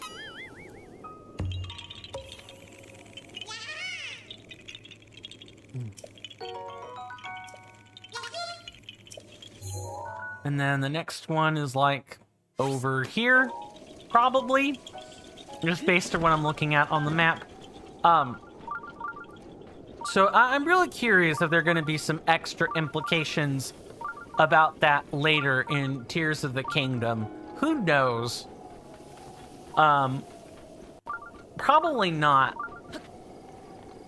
Oh man, I'm really hoping that, you know, the next that this game does have like a sequel, like the series does have another part of it. I'm really curious as to what happens after, you know, Tears of the Kingdom is finished and everything.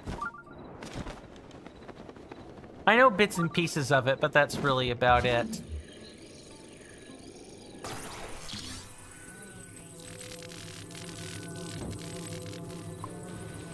Okay, and yep, it's like extra obvious where this goes.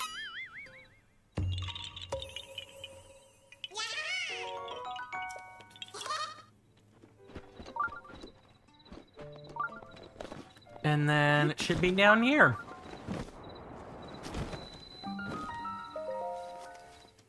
And since this is a nice and easily visible shrine, it's puzzle time.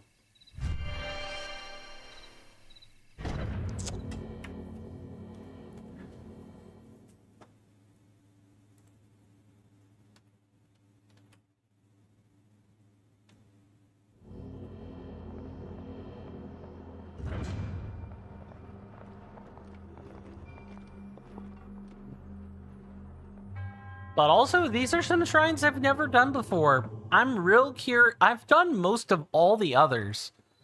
I'm just, you know, outside of like the DLC shrines. I am extra curious about, you know, these shrines. I bet they're some of the hardest ones in the whole game. Okay, what do we have? We have a conveyor belt. Does this require a bomb arrow? It might. Because we kind of have no way to impact this.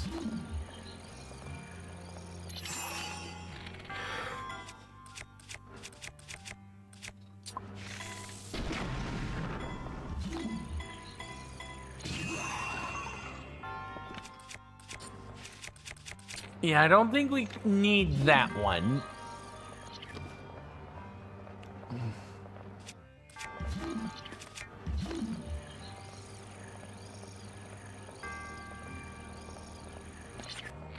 Really?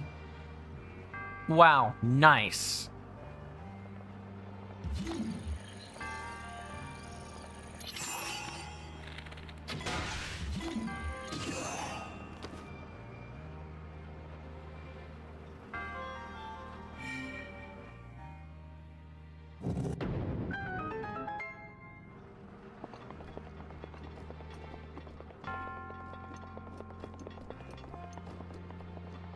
Ooh, and then we've got a few more down the little production line.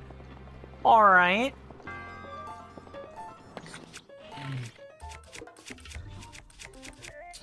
Seems like a great time to whip out the Guardian Buster.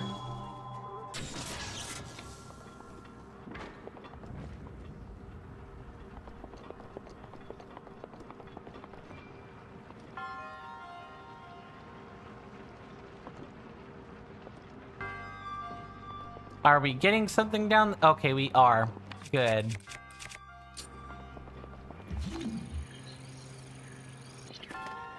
That is a super slow conveyor belt. Oh my god, can you move any slower?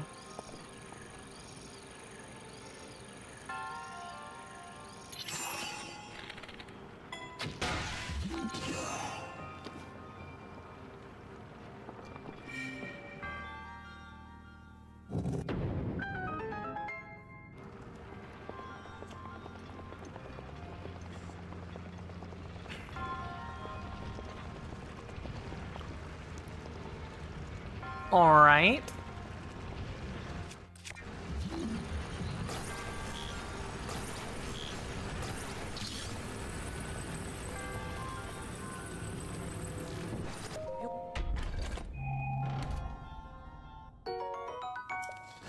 So I think the only spot we can actually cross is that one.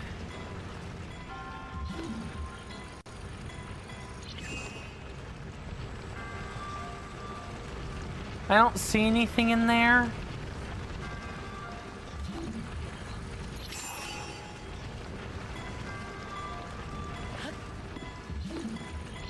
Okay, well now we have the additional problem of getting a ball over that way.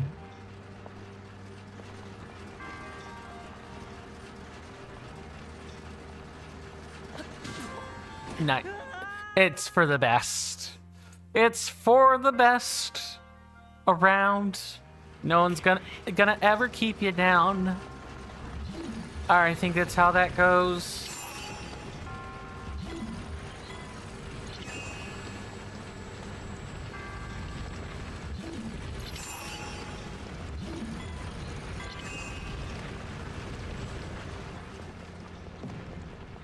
Okay. So how do we get through this? We're gonna have to just time things correctly, I see.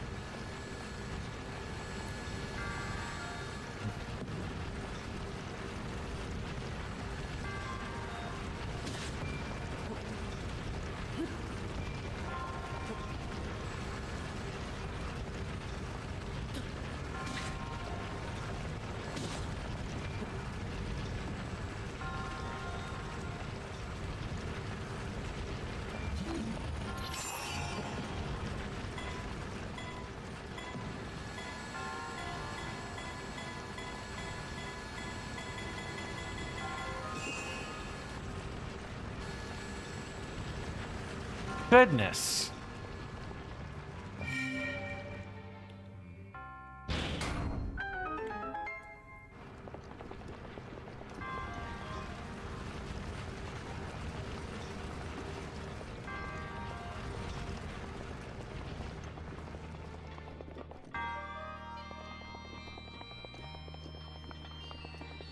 And I think that might be the only... Yeah, I'm pretty sure that chest icon means we've got them all.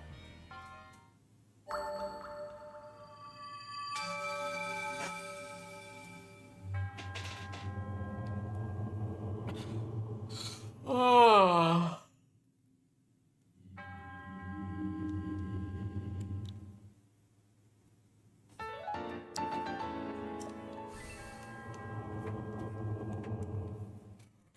I think I've got one more thing I'm gonna like queue up to have us do and everything. And then I believe I'm gonna call it early. I know. I would like to keep going, but I'm starting to get a bit tired. And I've got all the stuff with Taco Bell to sort out. Because I went and downloaded an app for it and everything. Now I actually have to punch in those orders. And I think it would be best if I didn't dally on that too much longer. But I do have something in particular that I want to show us before continuing onward, or before calling it for the day. I think you guys are going to get a good kick out of it.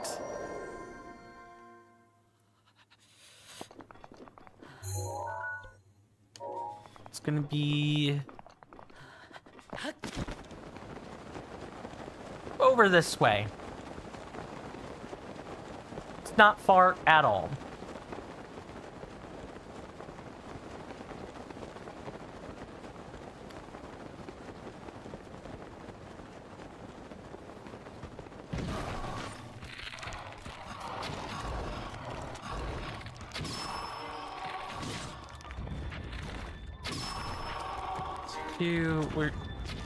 And there's 3. All right.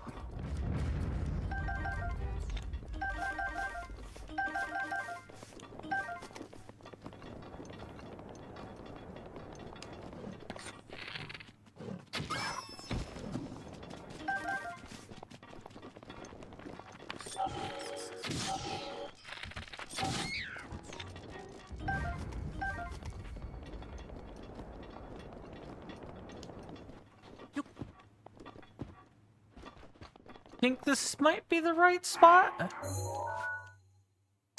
No, not quite.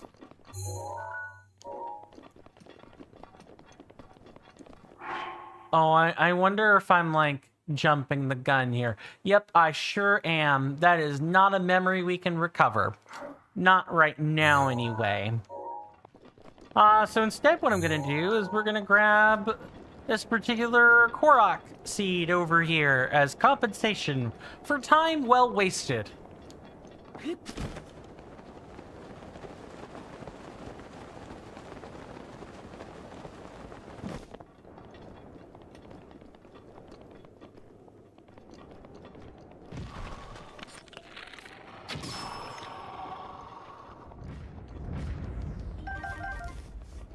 Okay, what do we do here?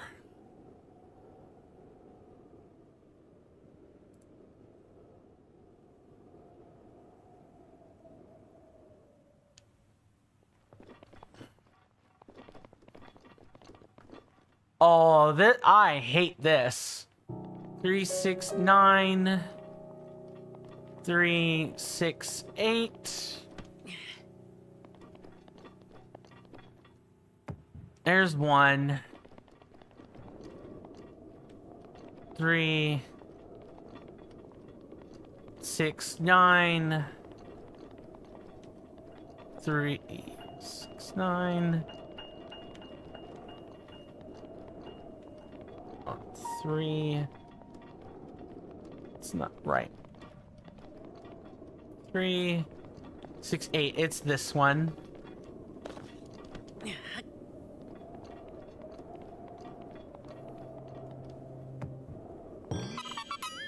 Okay, look, we got it.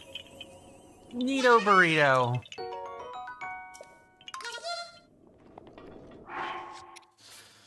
Ah. I want to thank you guys so much for hanging out with me today. I really do appreciate it. You guys have been awesome.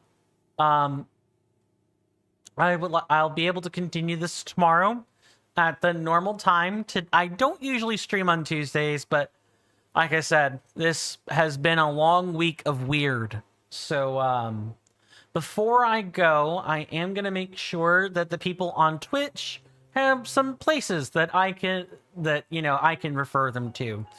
Please go check out a good Twitch associate of mine. His name is Monkeyfunk4D, good lord. He's doing a challenge run with Dark Souls, remastered. That ought to be a fun watch or fun VOD later.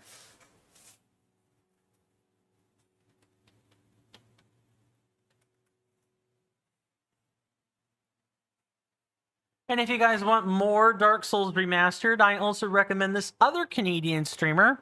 They're both Canadian, by the way. His name is Cheese Whiz. He's recently come back, and he has been working on Dark Souls Remastered, like randomizers / challenge runs / derusting stuff.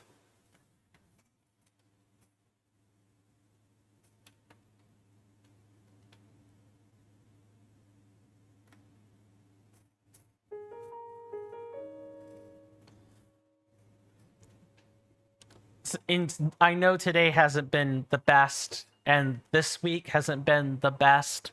These past 10 days haven't been my best, but I'm not giving up. I'm not going anywhere. I'm gonna sink my teeth in and bite real hard on the workload that is to come. And probably after Wednesday, when I come back on Sunday and the stream... Sorry, let's try that again. After next Monday, because we have tomorrow's stream and then I'll have my client job, and I won't be able to stream until the 12th. Hopefully by the 12th, we'll have everything ironed out. We'll be good to go. There won't be any more snafus in scheduling, and, I won't feel so freaking tired and mentally raked over hot coals all the time as I practice what I preach for real this time. Please go check out those wonderful streamers. For you guys on Twitch and YouTube, thank you again. We'll be back tomorrow at the normal time, just like I'm supposed to. And my name is Coinstamp. This has been another episode of The Legend of Zelda Breath of the Wild. We're approaching the end of the game. We're getting there. Next stream should be working toward the Divine Beast. I'll probably try to do that next episode. Stay safe out there, my senators and inductees. You are welcome in my hallowed halls anytime, whether that be my DMs, my Discord server, and or other such like sacred spaces. You're welcome in any of them anytime. Take care of yourselves out there, and with that, goodbye.